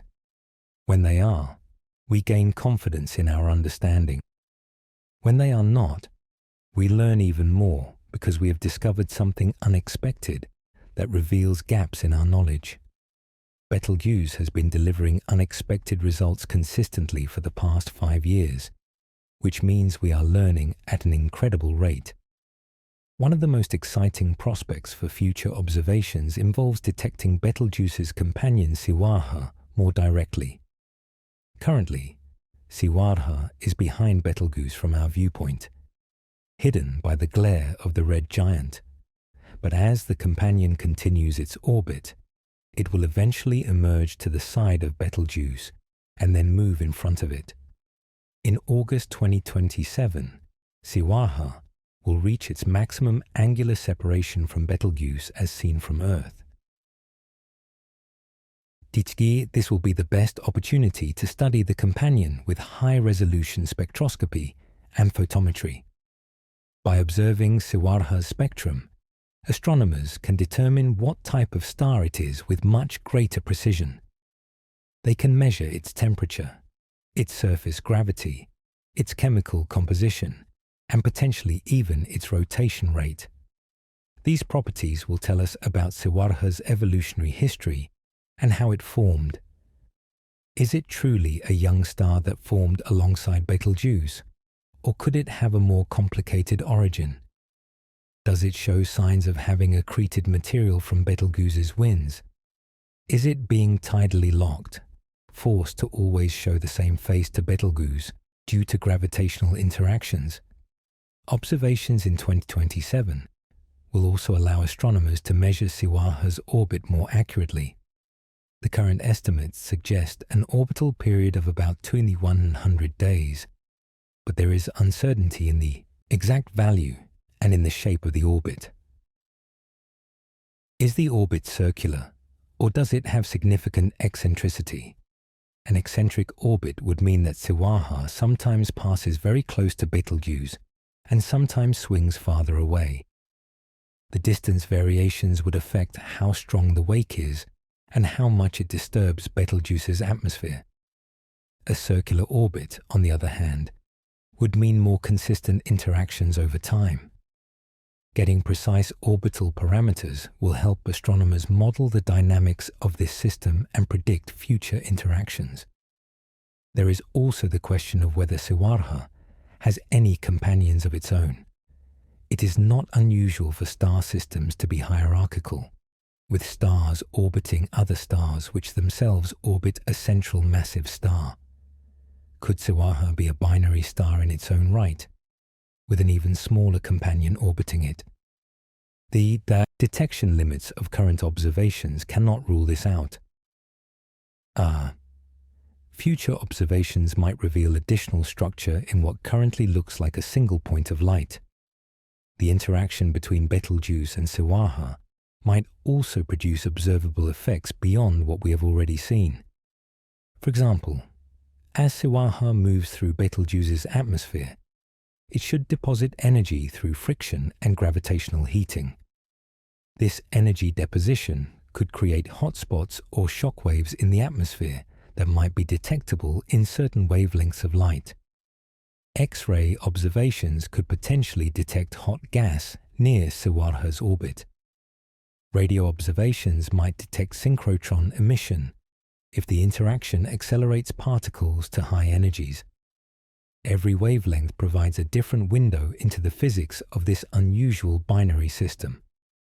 Another aspect of the mystery that deserves attention is the behavior of Betelgeuse at different wavelengths. When we talk about the star dimming or brightening, we usually mean changes in visible light. But Betelgeuse radiates across the entire electromagnetic spectrum, from radio waves to X-rays, and different wavelengths probe different layers of the star and its environment. In radio wavelengths, astronomers can observe emission from molecules like carbon monoxide and silicon monoxide in the gas surrounding Betelgeuse. These observations map out the distribution and motion of material in the extended atmosphere and circumstellar environment. Changes in the radio emission can indicate changes in the mass loss rate or the dynamics of the atmosphere. During the Great Dimming, some radio observations showed that Betelgeuse dimmed at those wavelengths too, suggesting that the dust cloud blocked light across a broad range of frequencies. Infrared observations are particularly important for red supergiants because these cool stars emit most of their energy in the infrared part of the spectrum. Betelgeuse is actually the brightest star in the near-infrared sky, even though it ranks only around 10th brightest in visible light. Infrared observations can penetrate through dust more easily than visible light, allowing astronomers to see through the circumstellar environment and study the star itself. During the Great Dimming, infrared observations were crucial for determining whether the dimming was caused by surface cooling or by dust obscuration. The fact that the infrared brightness did not drop as much as the visible brightness provided strong evidence for the dust cloud hypothesis. Ultraviolet observations from space, particularly from Hubble, revealed the hot plasma ejection that preceded the Great Dimming. Ultraviolet light is absorbed by Earth's atmosphere, so these observations can only be done from space. But they provide unique information about the high-temperature regions above the star's photosphere. The chromosphere and extended atmosphere of Betelgeuse are hot enough to emit strongly in the ultraviolet. Studying how the ultraviolet emission varies over time gives insights into the dynamics and heating processes in these outer layers. X-ray observations are more challenging because red supergiants are relatively cool and do not naturally emit much X-ray radiation. However, X-rays can be produced by shock-heated gas in the winds or by interactions between the stellar wind and the surrounding interstellar medium. Any X-ray emission from Betelgeuse is likely weak, but future sensitive X-ray telescopes might be able to detect subtle signatures that reveal additional physics happening in the environment around the star. By combining observations across all these wavelengths, astronomers build up a comprehensive picture of Betelgeuse as a three-dimensional, time-varying system. The visible light we see comes primarily from the photosphere. The infrared reveals the cooler outer atmosphere and any surrounding dust. The radio emission maps the molecular gas farther out. The ultraviolet shows the hot inner atmosphere. Each wavelength adds another piece to the puzzle. This multi-wavelength approach has become standard in modern astronomy. No single observation tells the whole story. You need to look at the same object through many different eyes to understand what is really happening. For Betelgeuse, this means coordinating observations between ground-based telescopes, space telescopes, radio arrays, and interferometers. It requires collaboration between astronomers working in different subfields, each bringing their own expertise and perspective. The result is a much richer understanding than any single type of observation could provide. Looking ahead, the future of Betelgeuse research is bright, both literally and figuratively. New telescopes and instruments coming online in the next few years will provide even better capabilities for studying the star. The James Webb Space Telescope, launched in 2021, has infrared sensitivity far beyond anything that came before.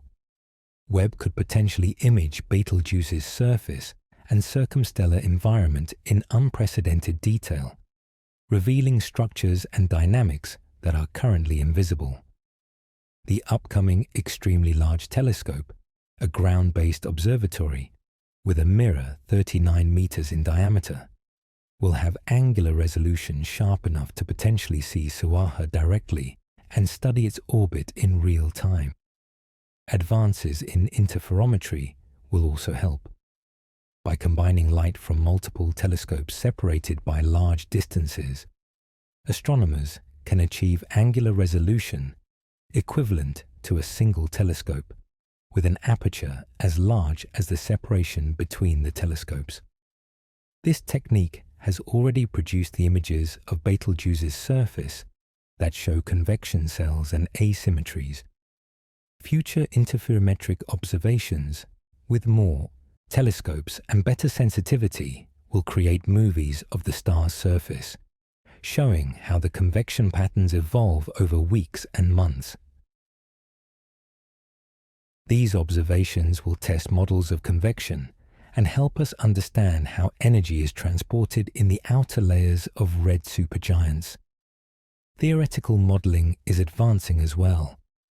Modern supercomputers can simulate red supergiants in 3 dimensions with increasingly realistic physics. These simulations include the effects of radiation transport, turbulence, magnetic fields, and nuclear burning. They can model how the star pulsates, how material is ejected from the surface, and how dust forms in the cooling outflows. By running many simulations with different input parameters, scientists can explore how variations in mass, rotation, composition, and other factors affect the behavior of the star.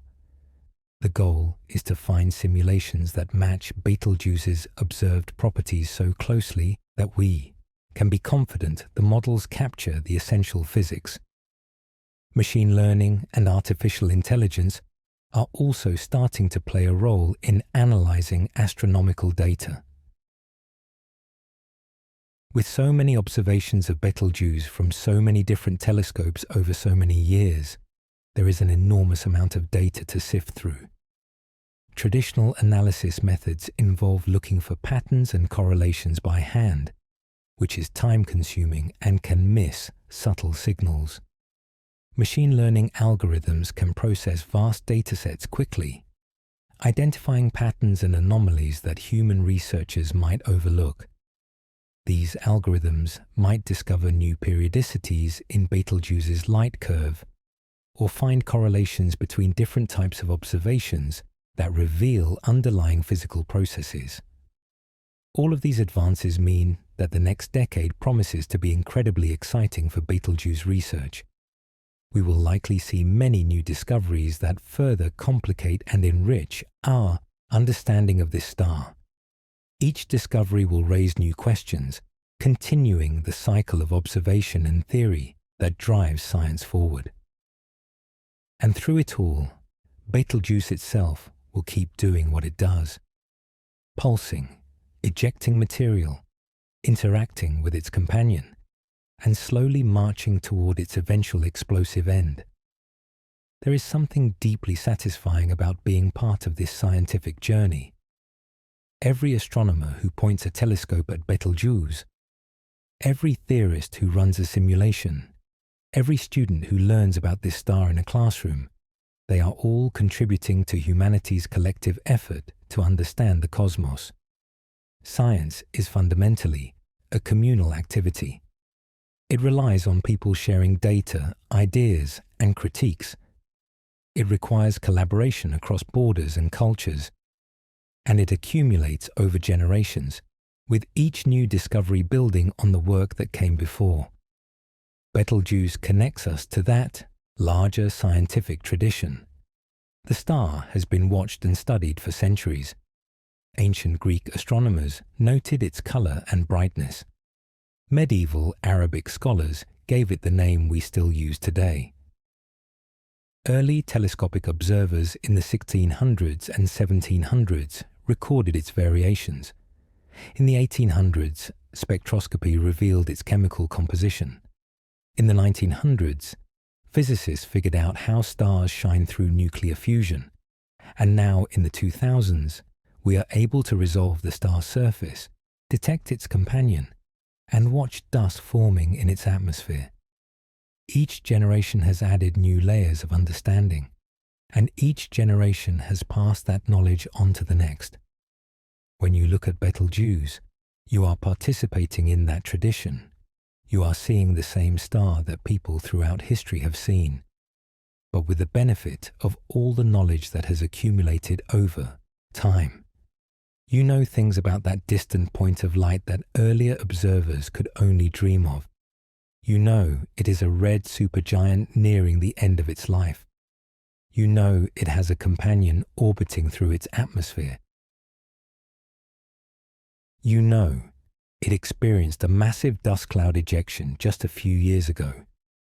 You know it will someday explode as a supernova. All of this knowledge enriches your experience of looking at the sky. And yet, despite all we know, there is still so much mystery. The deeper we look, the more complex Betelgeuse becomes. The more questions we answer, the more new questions emerge. This is not frustrating. It is exhilarating. It means there is always more to discover, always more to learn. The universe does not run out of secrets. Every answer opens up new areas of ignorance, new frontiers to explore. As long as there are curious humans looking up at the stars, there will be discoveries to make and wonders to uncover. Betelgeuse stands as a symbol of that endless frontier. It is close enough to study in detail, yet complex enough to defy complete understanding. It changes on timescales we can observe, yet operates on physical principles that challenge our best theories. It is both familiar and alien, a bright star in a recognizable constellation, yet a cosmic monster beyond everyday experience. It represents death and rebirth, the end of one star's life, and the beginning of new possibilities as its material spreads into space. In many ways, Betelgeuse embodies what makes astronomy so compelling as a science. it combines precise measurement with grand speculation. It requires both careful observation and creative theorizing. It touches on fundamental questions about how stars live and die, how elements are created, how the universe evolves. And it does all of this while remaining accessible to anyone who steps outside on a clear night and looks up. You do not need a telescope to see Betelgeuse. You do not need a degree in astrophysics to appreciate its beauty. The star is right there, visible to the naked eye, inviting you to wonder and question and imagine.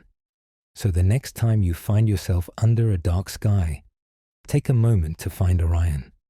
Look for those 3 stars in a row that form the belt. Then look above and to the left for that distinctly colored orange-red star. That is Betelgeuse. That is the subject of so much scientific study and so much speculation. That is a window into the life cycle of massive stars and the chemical evolution of the universe. That is a mystery that continues to deepen with every observation. And that is a reminder that no matter how much we learn, the cosmos still has surprises in store, still has wonders waiting to be discovered, still has stories waiting to be told. The mystery of Betelgeuse is not just an academic puzzle for professional astronomers to solve. It is part of the larger human journey to understand our place in the universe. We live on a small planet orbiting an ordinary star in the outer regions of a typical spiral galaxy. And yet, from that tiny vantage point, we can reach out with our telescopes and our theories to comprehend objects light years away. We can study the death throes of a star hundreds of times larger than our Sun. We can detect a companion star orbiting through that giant's atmosphere. We can predict when and how that star will explode. The fact that we can do any of this is remarkable. It speaks to the power of human curiosity and ingenuity. We are pattern-seeking animals who evolved to navigate a world of trees and grasslands, yet we have extended our perception across the cosmos. We have built tools that let us see infrared radiation and ultraviolet light and radio waves. We have developed mathematical theories that describe the behavior of matter under conditions never found on Earth. We have created computer simulations that model the interiors of stars. All of this started with people looking up at the night sky and wondering what those points of light were. Betelgeuse rewards that curiosity with endless fascination. The star refuses to be boring. It constantly surprises us. It challenges our theories.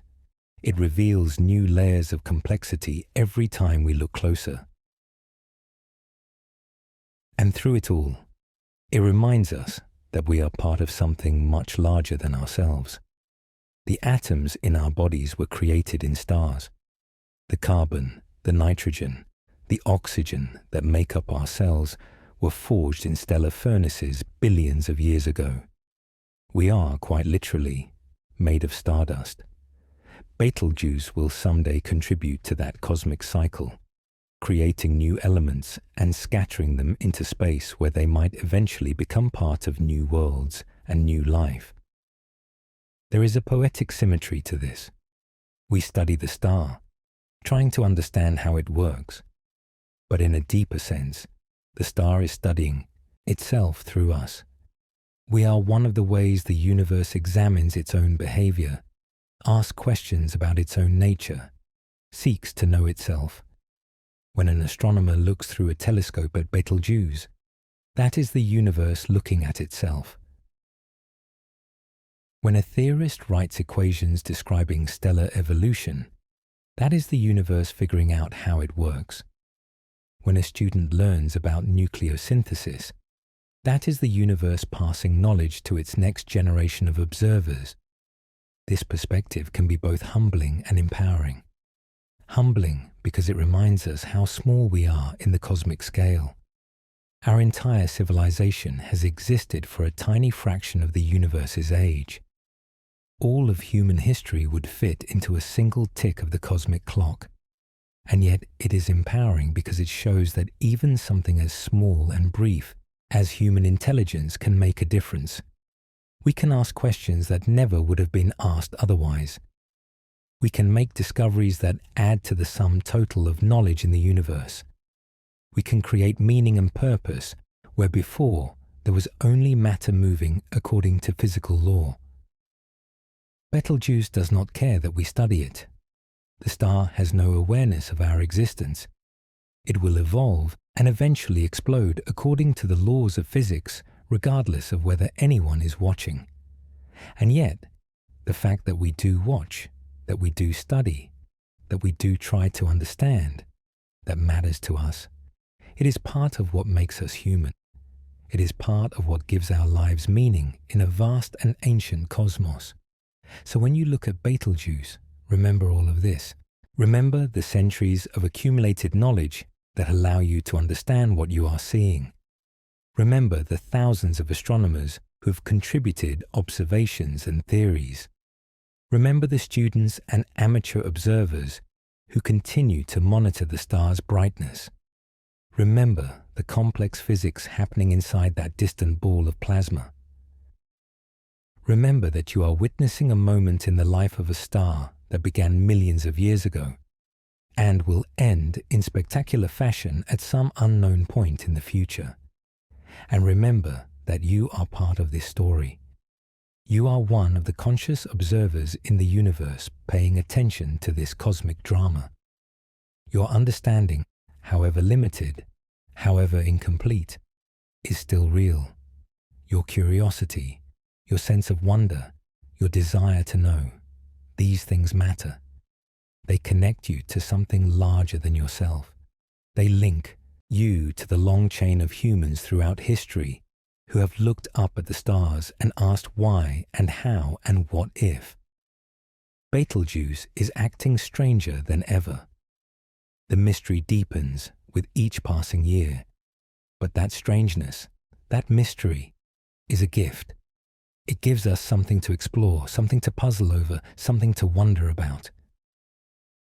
It reminds us that the universe is not obligated to make sense according to our expectations. Reality is what it is, and our job is to understand it as best we can, to embrace the surprises and the complications, to delight in the unexpected discoveries, and to keep asking questions even when the answers lead to more questions. The story of Betelgeuse is far from over. The star has more surprises in store for us. More discoveries await. More mysteries will emerge as we learn more about this fascinating object. And through it all, Betelgeuse will keep shining in the night sky, that orange-red beacon in Orion, visible to anyone who cares to look up. It is a cosmic treasure, a window into the death of massive stars, a laboratory for testing our theories, and a source of wonder for anyone who takes the time to appreciate it.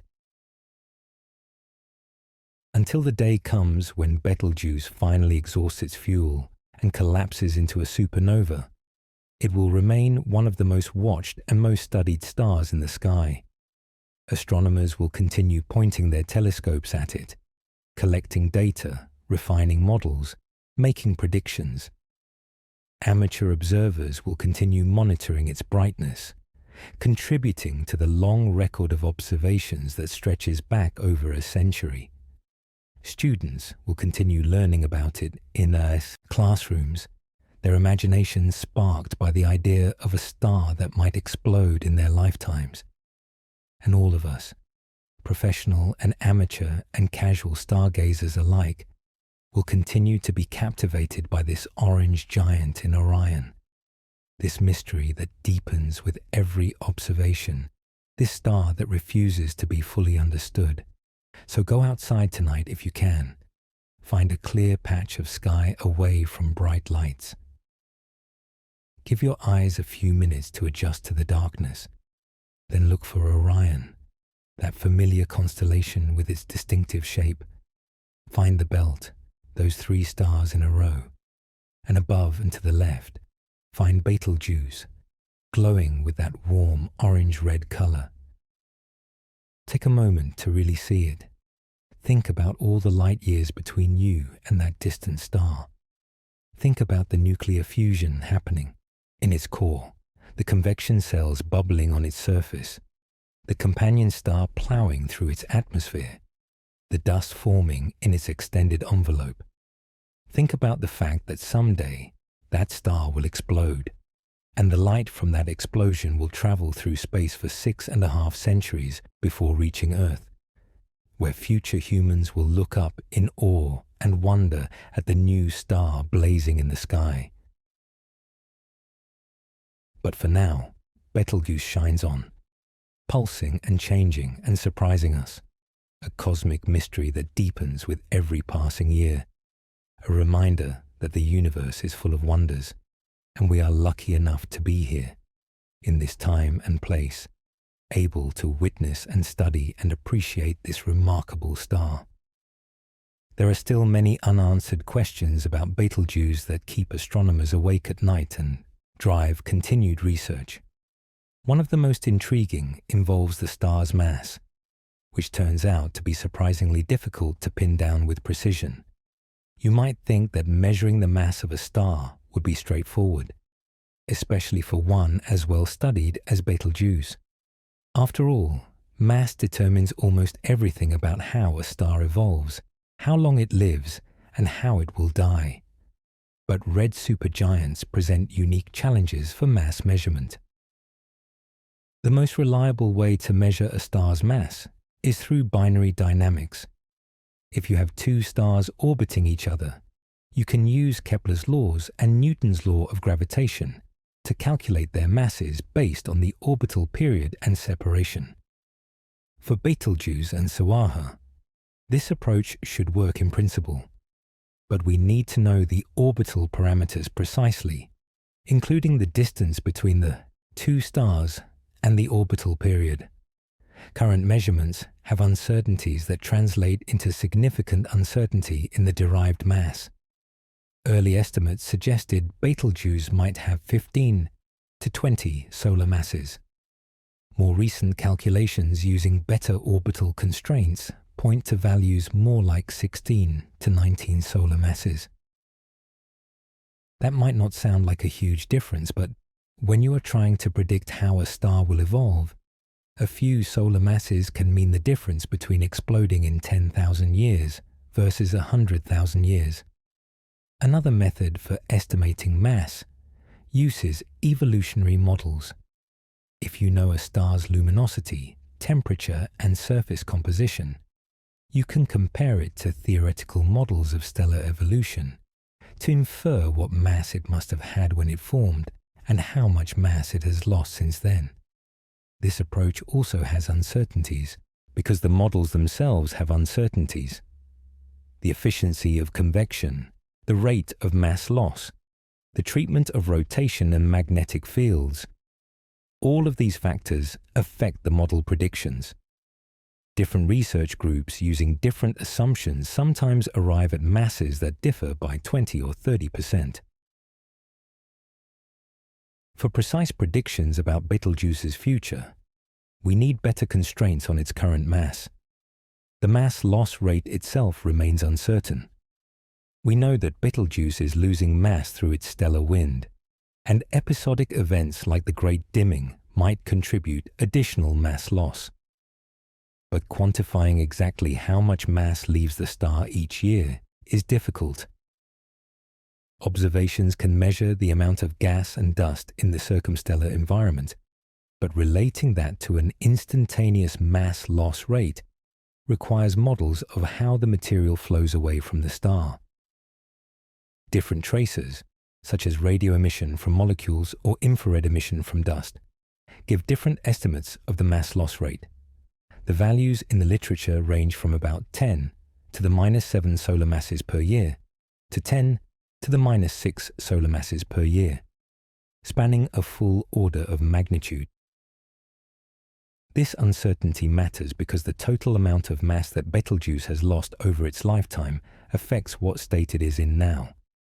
If the mass loss has been relatively low, the star might still have most of its original envelope and could be relatively early in the red supergiant phase. If mass loss has been high, the star might have already shed a significant fraction of its envelope and could be more evolved. The envelope mass determines how long the star spends as a red supergiant and what the supernova will look like when it finally explodes. A star with a thick hydrogen envelope will produce a type 2 pulsations. P supernova with a long plateau phase, like what we described earlier. A star that has lost most of its hydrogen envelope might produce a different type of supernova with a faster decline in brightness. There is also the question of what drives the mass loss. For red supergiants, the traditional explanation is radiation pressure acting on dust grains. Photons from the star push on tiny particles of dust in the atmosphere.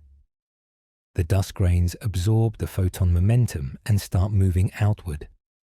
As they move, they collide with gas atoms and drag the gas along with them. This process can drive a slow, steady wind that removes material from the star over time. But the great dimming showed that mass loss can also occur in sudden, violent events. What triggers these events? Is it convection bringing hot material to the surface and launching it into space? Is it pulsations that create shocks strong enough to eject material?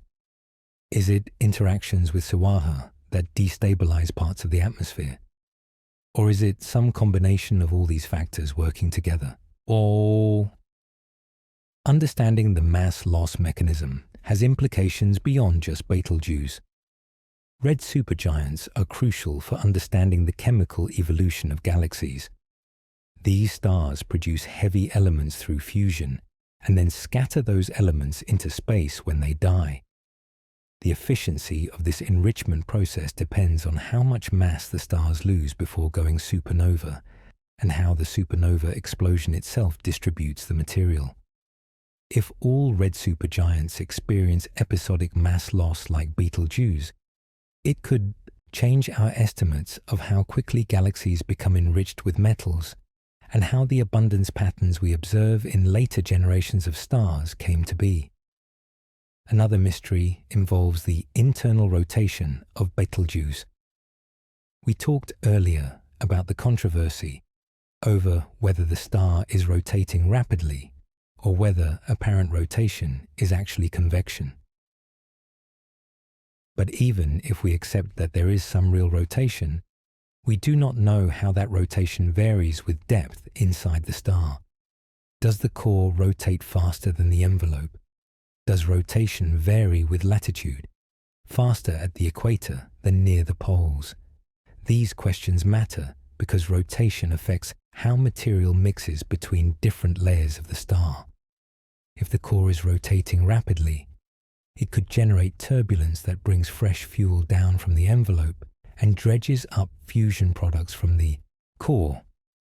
This mixing would change the chemical composition at different depths and affect the nuclear burning rates. Rotation could also affect the magnetic field.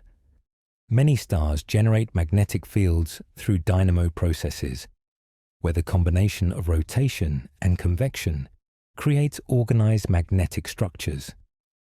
The Sun's magnetic field, for example, is generated by a dynamo in the outer third of the solar interior, where convection occurs.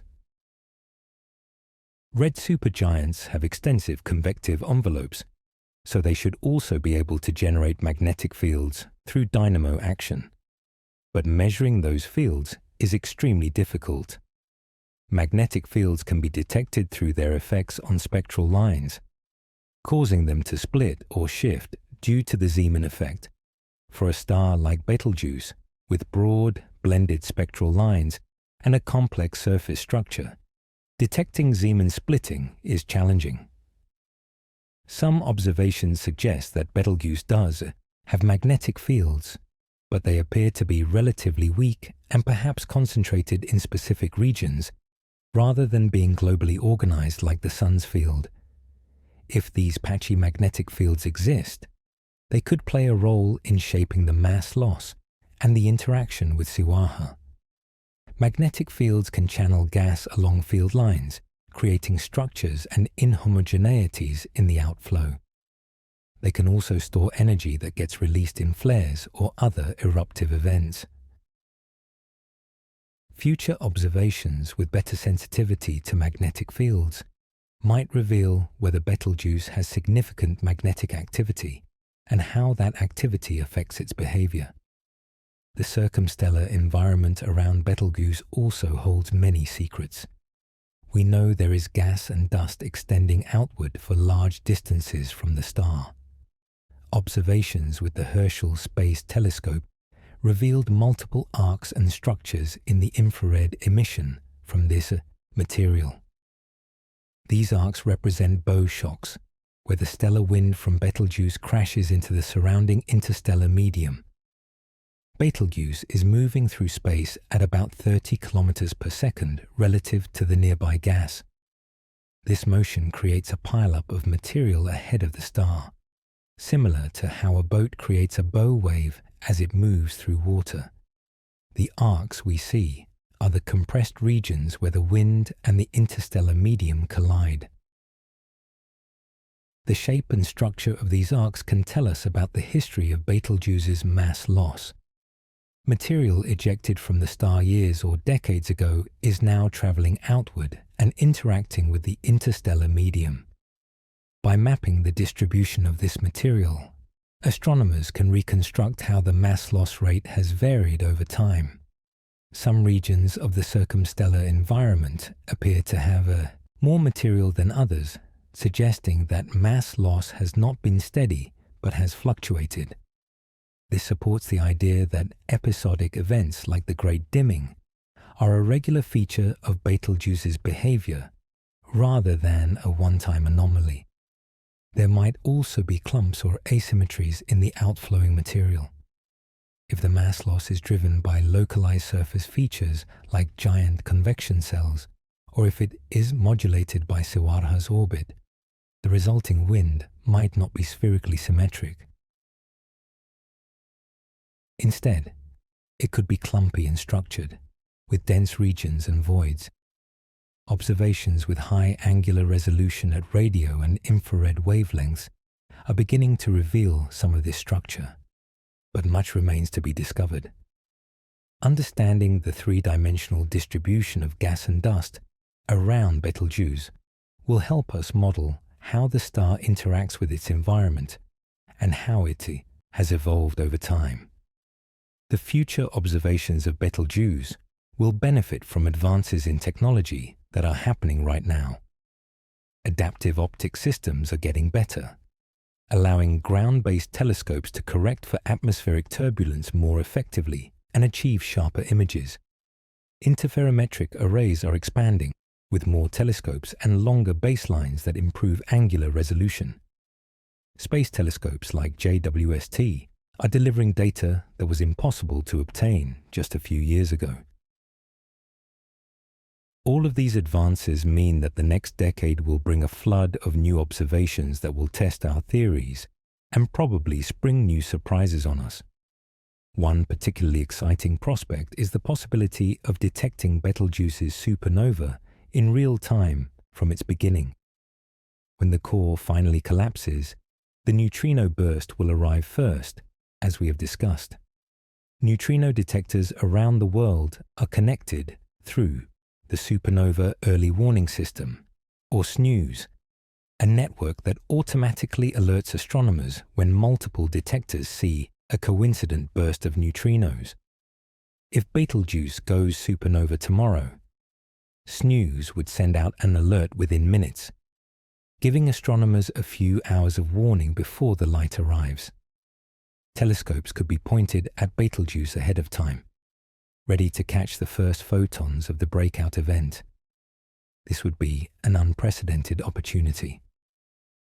For every previous supernova observed by humans, we discovered it after the fact by noticing a new bright object that had not been there before.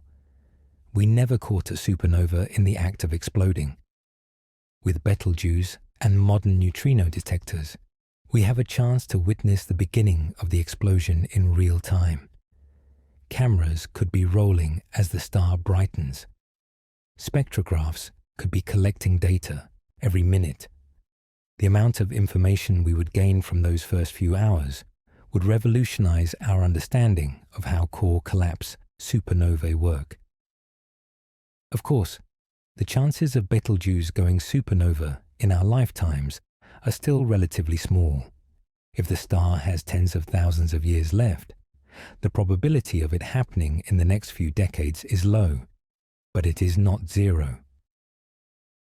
And there is always the chance that our models are wrong, and the star is actually much closer to the end than we think. The discovery that Betelgeuse is in late-stage carbon burning, as proposed by Sayo and colleagues, might be incorrect, given the uncertainties involved. But it serves as a reminder that we cannot completely rule out the possibility of a near-term supernova. This uncertainty is part of what makes Betelgeuse so compelling to watch. There is genuine suspense. We know the star will explode eventually. We know it will be spectacular when it does. But we do not know when. It could be tonight, or it could be 100,000 years from now.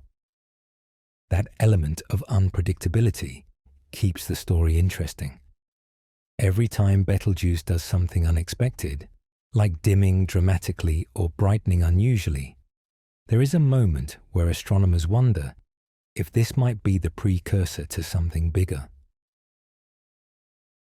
So far, it has always turned out to be some other phenomenon.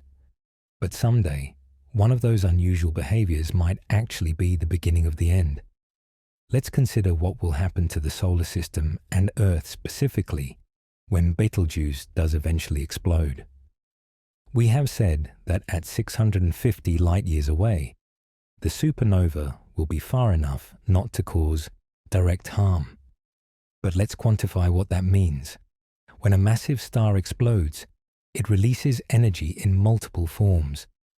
There are photons across the electromagnetic spectrum, from radio waves to gamma rays.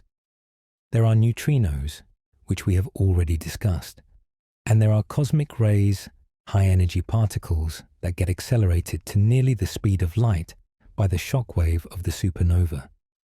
For life on Earth to be in danger, the supernova would need to deliver enough of these harmful radiations to damage our atmosphere or biosphere.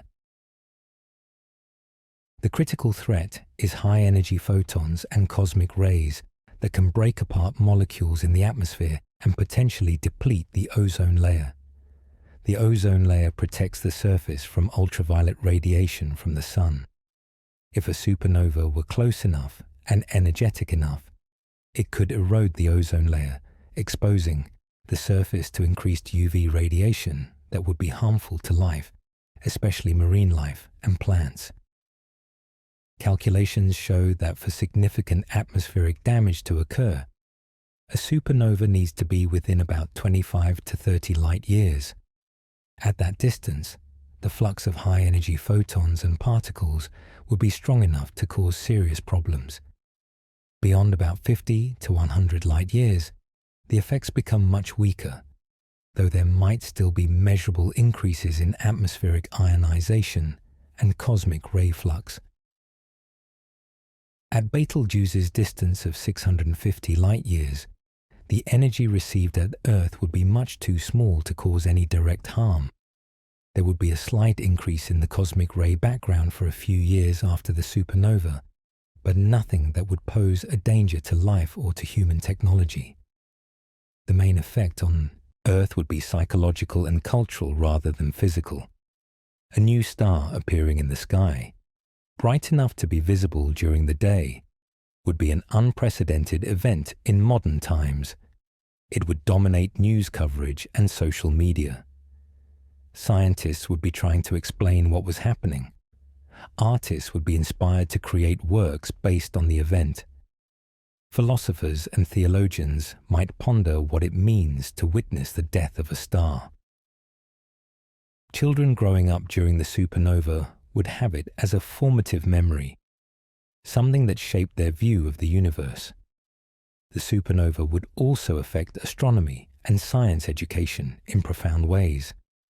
For months or years, there would be a bright, evolving object in the sky that teachers could point to as a real-world example of the life cycles of stars. Student interest in astronomy might surge. Applications to physics and astronomy programs might increase.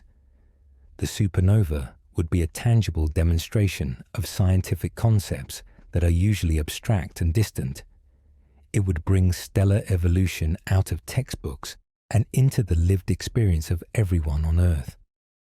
Amateur astronomers would have a field day, unlike professional astronomers who have to compete for time on large telescopes. Amateur observers could watch the supernova every clear night from their backyards. They could track how the brightness changes, how the color evolves, how the spectrum develops. Many important observations in astronomy have been made by dedicated amateurs, and a Betelgeuse supernova would give them a chance to contribute to a major event. Coordinated observations from amateur astronomers around the world would provide continuous coverage that no single professional observatory could match. There would also be challenges. Light pollution is a growing problem for astronomy, with artificial lights from cities washing out the night sky. A Betelgeuse supernova would add natural sky brightness that would make it even harder to observe faint objects.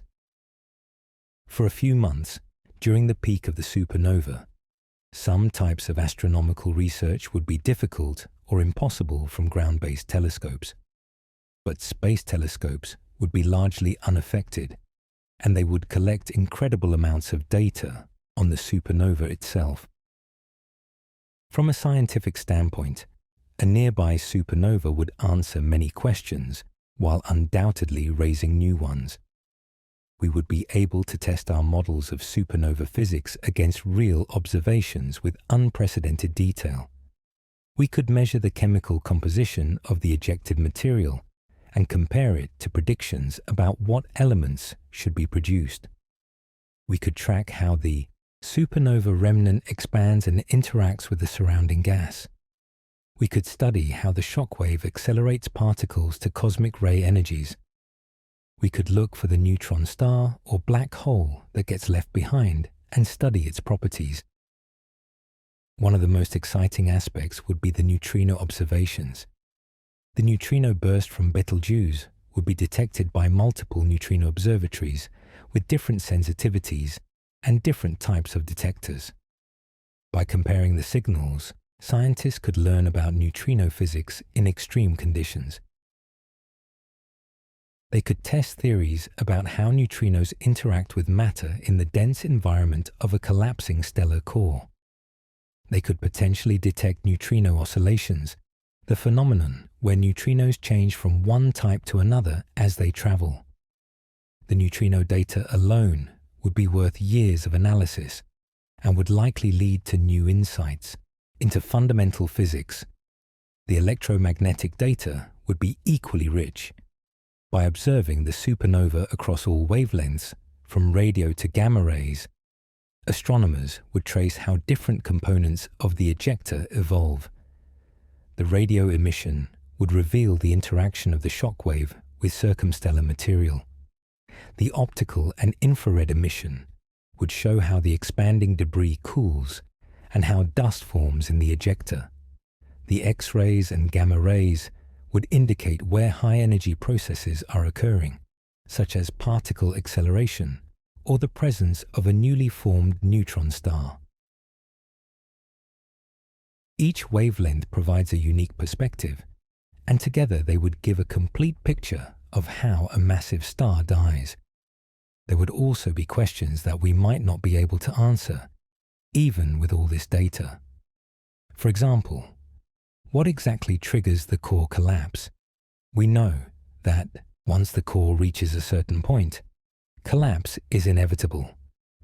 But the precise conditions that tip the balance, the final straw that breaks the camel's back, so to speak, are not fully understood. Observations of the neutrino burst and the first light might reveal something about the triggering mechanism that theory alone can't predict. Another open question is whether Betelgeuse will leave behind a neutron star or a black hole. This depends on the mass of the core at the moment of collapse and on the physics of the collapse itself. If enough material falls back onto the core after the initial bounce, the neutron star could be pushed over the mass limit and collapse further into a black hole. Alternatively, if a strong neutrino-driven wind blows away much of the infalling material, a neutron star might survive. Detecting or not detecting a compact remnant in the years after the supernova would tell us which outcome occurred. If a neutron star forms, it might be detectable as a pulsar, an object that emits beams of radio waves that sweep across the sky like a lighthouse. Pulsars are neutron stars that rotate rapidly and have strong magnetic fields. If the geometry is right such that one of the beams sweeps across Earth, we detect regular pulses of radio emission. Not all neutron stars become detectable pulsars. The beam might miss us, or the pulsar might not emit in radio wavelengths. But if Betelgeuse's remnant is a pulsar and we can detect it, it would provide a direct way to study the properties of the newly formed neutron star. If a black hole forms instead, it would be much harder to detect. Black holes do not emit light directly. They can only be seen through their gravitational effects on nearby matter, or by the radiation emitted by material falling into them. A newly formed black hole in the center of a supernova remnant might accrete some of the surrounding gas, which would heat up and emit X-rays as it spirals inward. These X-rays could be detected by space telescopes, but if the black hole is not actively accreting, it would be effectively invisible, and we might not know it is there for years or decades until more sensitive observations or indirect methods reveal its presence. The supernova remnant itself would evolve over thousands of years, gradually expanding and interacting with the interstellar medium. The Crab Nebula, the remnant of a supernova that exploded in 1054, is still being studied intensely nearly 1,000 years later. It continues to change and evolve, driven by the energy input from the pulsar at its center. Betelgeuse's remnant would be similar, a glowing cloud of gas enriched with heavy elements, powered by the energy of the explosion and the remnant at its core. Future generations of astronomers would be able to study this remnant with instruments we can only imagine today. The long-term scientific legacy of a Betelgeuse supernova would be enormous. It would be referenced in textbooks for centuries. It would be a calibration point for models of stellar evolution and supernova physics. It would inspire new research questions and new lines of inquiry. And it would serve as a reminder of the dynamic nature of the universe, a proof that the stars are not eternal and unchanging, but are born, evolve, and die on timescales that can overlap with human history. But even if Betelgeuse does not explode in our lifetimes, the star remains a treasure trove of scientific information. Every observation, every data point, every theoretical model contributes to our understanding of how massive stars work. The discovery of Suwarha has already changed how we think about Betelgeuse and about red supergiants in general. Future discoveries, whether they involve finding more companions, detecting magnetic fields, measuring the mass loss rate more precisely, or observing new types of variability, will continue to refine our knowledge. The story of Betelgeuse is also a story about the scientific process itself. It is a story about how observations drive theory, and theory drives new observations. It is about collaboration between researchers with different expertise. It is about the importance of patience and long-term monitoring. It is about being willing to revise your understanding when new evidence comes along. And it is about the joy of discovery, the thrill of learning something new about the universe. Science works because it is self-correcting. When a theory makes predictions that turn out to be wrong, the theory gets revised or replaced. When observations seem to contradict each other, scientists dig deeper to figure out why. This process is messy and contentious at times. Different research groups might interpret the same data in different ways. Debates can get heated at conferences. Papers are published and criticized and revised. But through all of this, the overall body of knowledge grows more accurate and more complete. Betelgeuse has been part of this process for over a century. Early observers documented its variability without understanding the cause. Later, astronomers developed the theory of stellar pulsations to explain regular variable stars. Spectroscopists measured the composition and temperature of Betelgeuse's atmosphere. Interferometric observers resolved the star's disk and saw features on its surface. And now, with modern instruments, we are watching the star in unprecedented detail, seeing its companion, tracking dust formation, and trying to understand its future.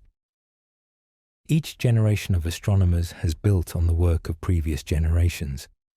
The data collected decades ago is still useful today, still referenced in papers, still helping to answer questions that the original observers never imagined. This is the cumulative nature of science. Knowledge does not start over with each new generation. It accumulates. And that accumulation allows us to make progress on problems that once seemed impossible to solve. Betelgeuse also serves as an inspiration for people who are not scientists. Kitty. The star shows that there are still frontiers to explore, still mysteries in the universe that we have not yet solved. In an age where it can sometimes feel like everything has been discovered and all the easy questions have been answered, Betelgeuse reminds us that there is always more to learn. The universe is full of wonders, and many of those wonders are right in our own cosmic backyard, visible to the naked eye on any clear night. For young people considering careers in science, Betelgeuse can serve as an example of why astronomy and astrophysics are exciting fields. There are real puzzles to solve, not just abstract mathematical problems, but questions about actual objects out there in space. What is happening inside Betelgeuse right now? How does Siwarha affect the red giant's evolution? When will the star explode? These are not questions with easy answers, and solving them requires creativity, persistence, and a willingness to think carefully about complex problems. Science is not just about knowing facts. It is about asking questions, testing ideas, and being comfortable with uncertainty. It is about working with others, sharing data and insights, building on each other's discoveries. It is about being wrong sometimes and learning from mistakes. All of these skills are valuable, not just in science, but in life generally. Studying Betelgeuse teaches us to embrace complexity, to be patient when answers do not come quickly, and to appreciate the beauty and wonder of the natural world.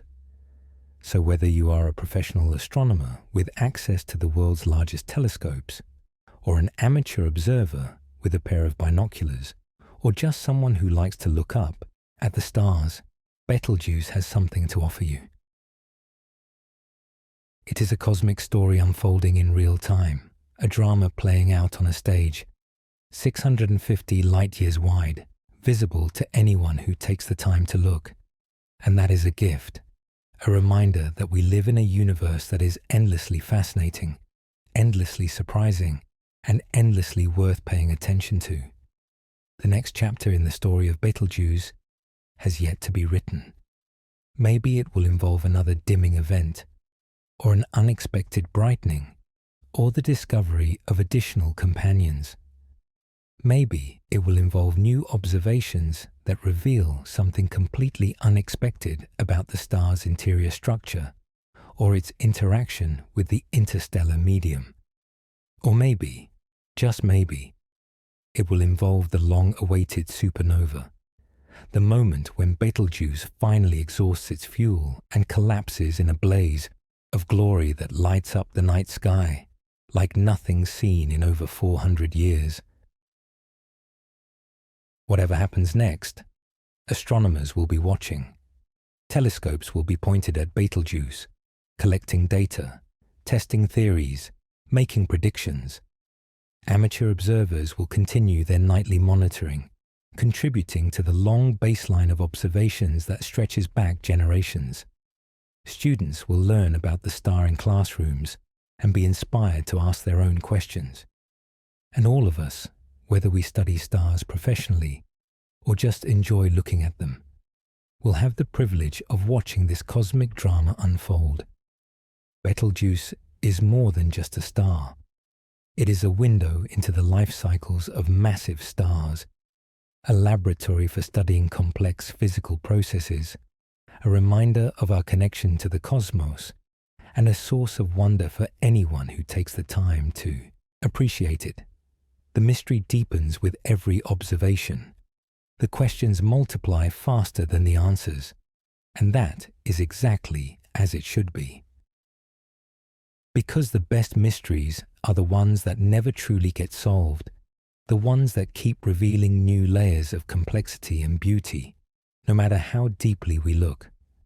So when you step outside tonight and look up at Orion, give Betelgeuse a moment of your attention. Think about all the light years of space between you and that distant star. Think about the nuclear furnace burning in its core, the convection cells rising and falling on its surface, the companion star carving wakes through its atmosphere, the dust forming in its extended envelope. Think about the astronomers who have studied this star for over a century, building up our knowledge piece by piece. Think about the future observations that will reveal even more about this fascinating object. And think about the fact that someday this star will explode, and that explosion will be visible from Earth, a spectacle that will inspire and amaze everyone lucky enough to witness it.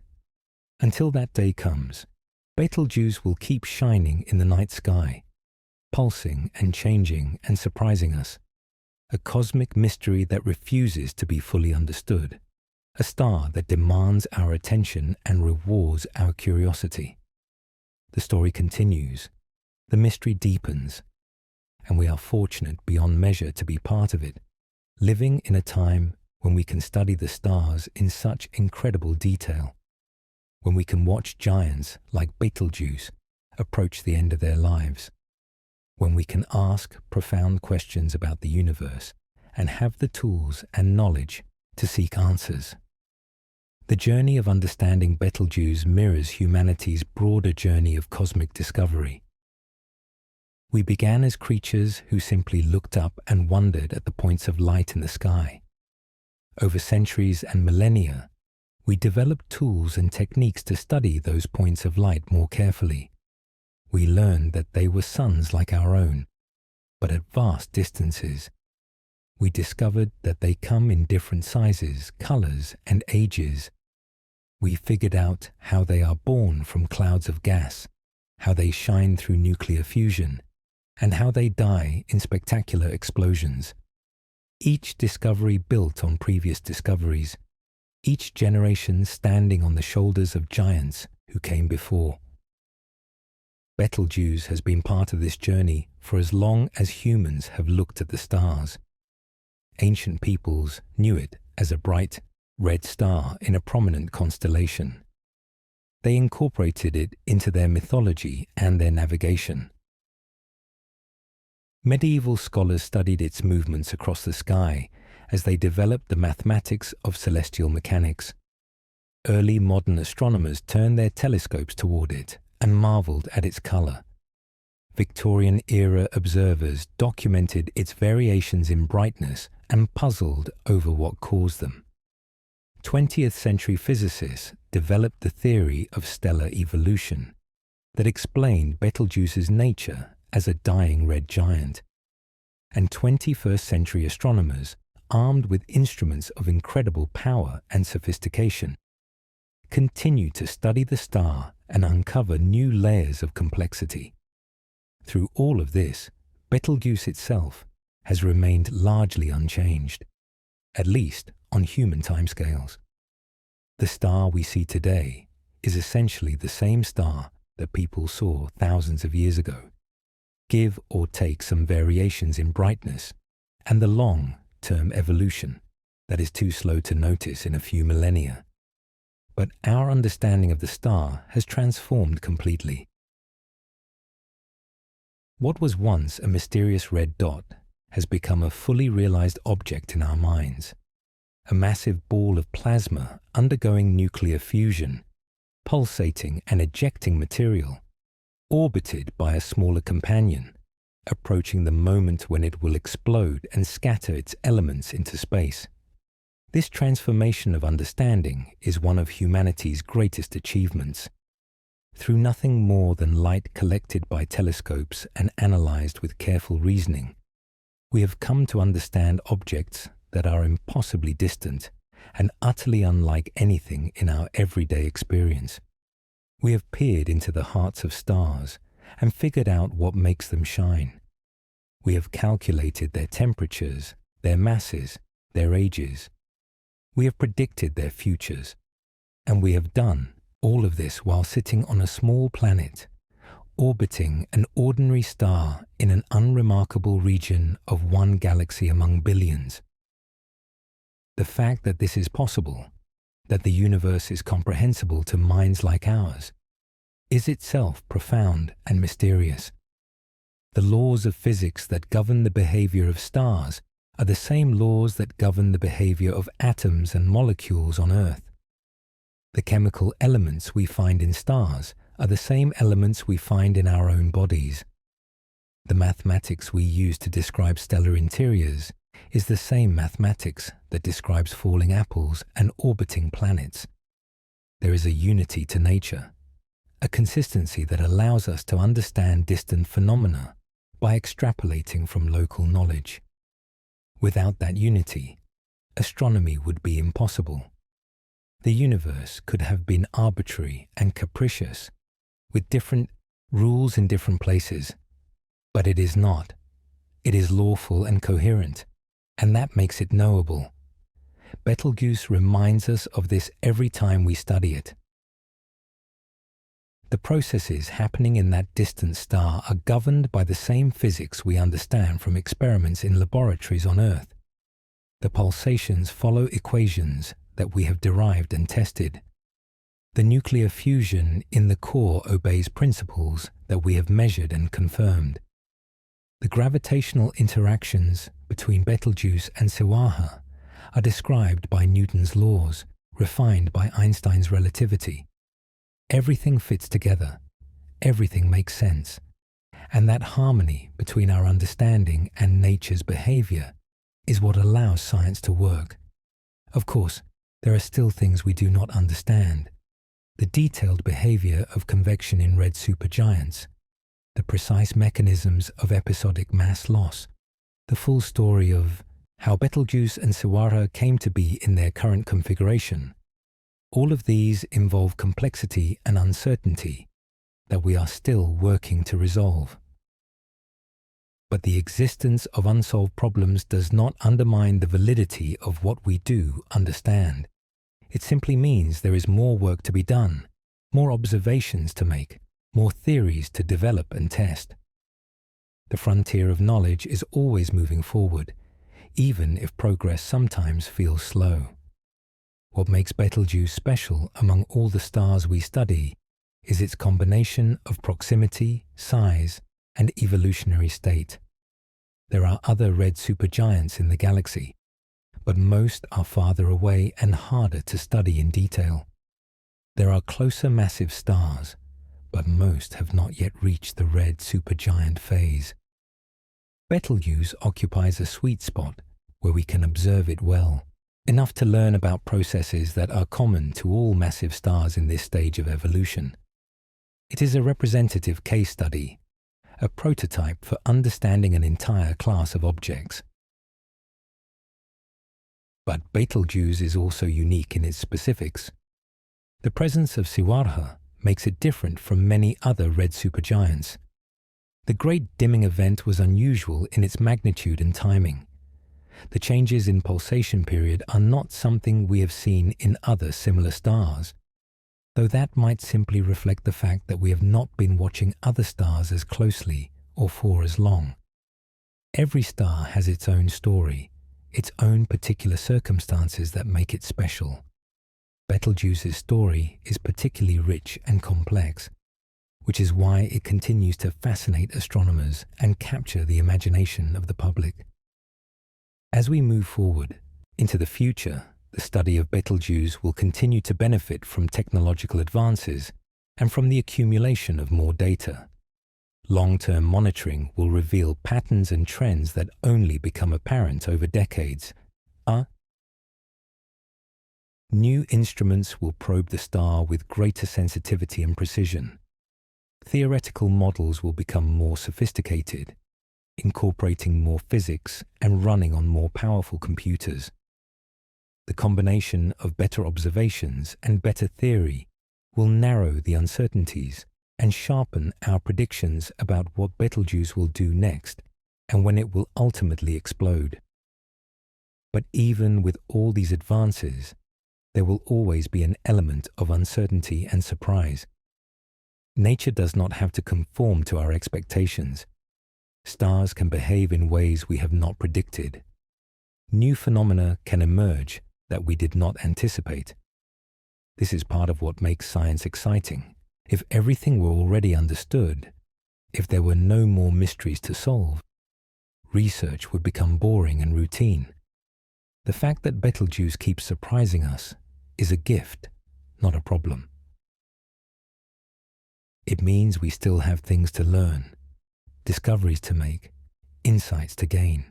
So we watch and we wait. We point our telescopes at that orange-red star in Orion and collect data night after night, year after year. We analyze the data, look for patterns, test hypotheses, publish papers, argue about interpretations, and gradually build up a more complete and accurate picture of what Betelgeuse is and how it works. This is the scientific process in action, slow and methodical, but ultimately effective at uncovering truth about the natural world. And through it all, Betelgeuse shines on, indifferent to our efforts to understand it, following the laws of physics as it has for millions of years and will continue to do until the moment of its death. When that moment comes, whenever it comes, it will mark the end of one story and the beginning of another. The star will be gone, but the supernova remnant will persist for thousands of years, a glowing testament to the violence and beauty of stellar death. And somewhere in that expanding cloud of gas, enriched with heavy elements forged in the star's interior, might be the seeds of future worlds and future life, continuing the cosmic cycle of creation and destruction that has played out countless times across the history of the universe. That is the legacy of Betelgeuse, a star that has given us so much to study and to wonder about, that has challenged our theories and rewarded our curiosity, that has connected us to the broader universe and reminded us of our place in the cosmic story. Whether it explodes tomorrow or 10,000 years from now, Betelgeuse has already earned its place in the pantheon of famous stars, the objects that have shaped our understanding of the cosmos and inspired generations of scientists and stargazers. So look up tonight if you can. Find Orion in the winter sky, that familiar constellation with its belt of 3 stars and its distinctive shape. And there, at the shoulder of the hunter, find Betelgeuse, glowing with that warm orange-red light. Take a moment to appreciate what you are seeing. That light traveled for over 600 years to reach your eye. It comes from a star that is hundreds of times larger than the Sun, a dying giant that is approaching the end of a life that has lasted millions of years. And in that star, nuclear fusion is creating the elements that make up everything we know, the carbon and oxygen and silicon and iron that will someday be scattered into space and might eventually become part of new stars, new planets, new life. You are witnessing a moment in the great cosmic cycle. You are seeing a chapter in the story of how the universe evolves and changes over time. And you are part of that story too, a conscious being made of atoms that were created in stars like Betelgeuse, looking back at the cosmos and trying to understand it. That connection is profound and beautiful. It makes the universe feel less vast and cold and more like home, a place where we belong, where we have a role to play, where our curiosity and our quest for knowledge matter. Betelgeuse is a gift to all of us, scientists and non-scientists alike. It gives us beauty to admire, mystery to ponder, and knowledge to pursue. It reminds us that the universe is knowable but not yet known, that there are always more questions to ask and more discoveries to make. And it stands as a beacon in the night sky, a bright point of light that has guided travelers, inspired stories, and sparked curiosity for all of human history, and will continue to do so until the day it explodes in one final spectacular display that will be remembered for millennia to come. The story is not over. The mystery continues, and we are here to witness it all.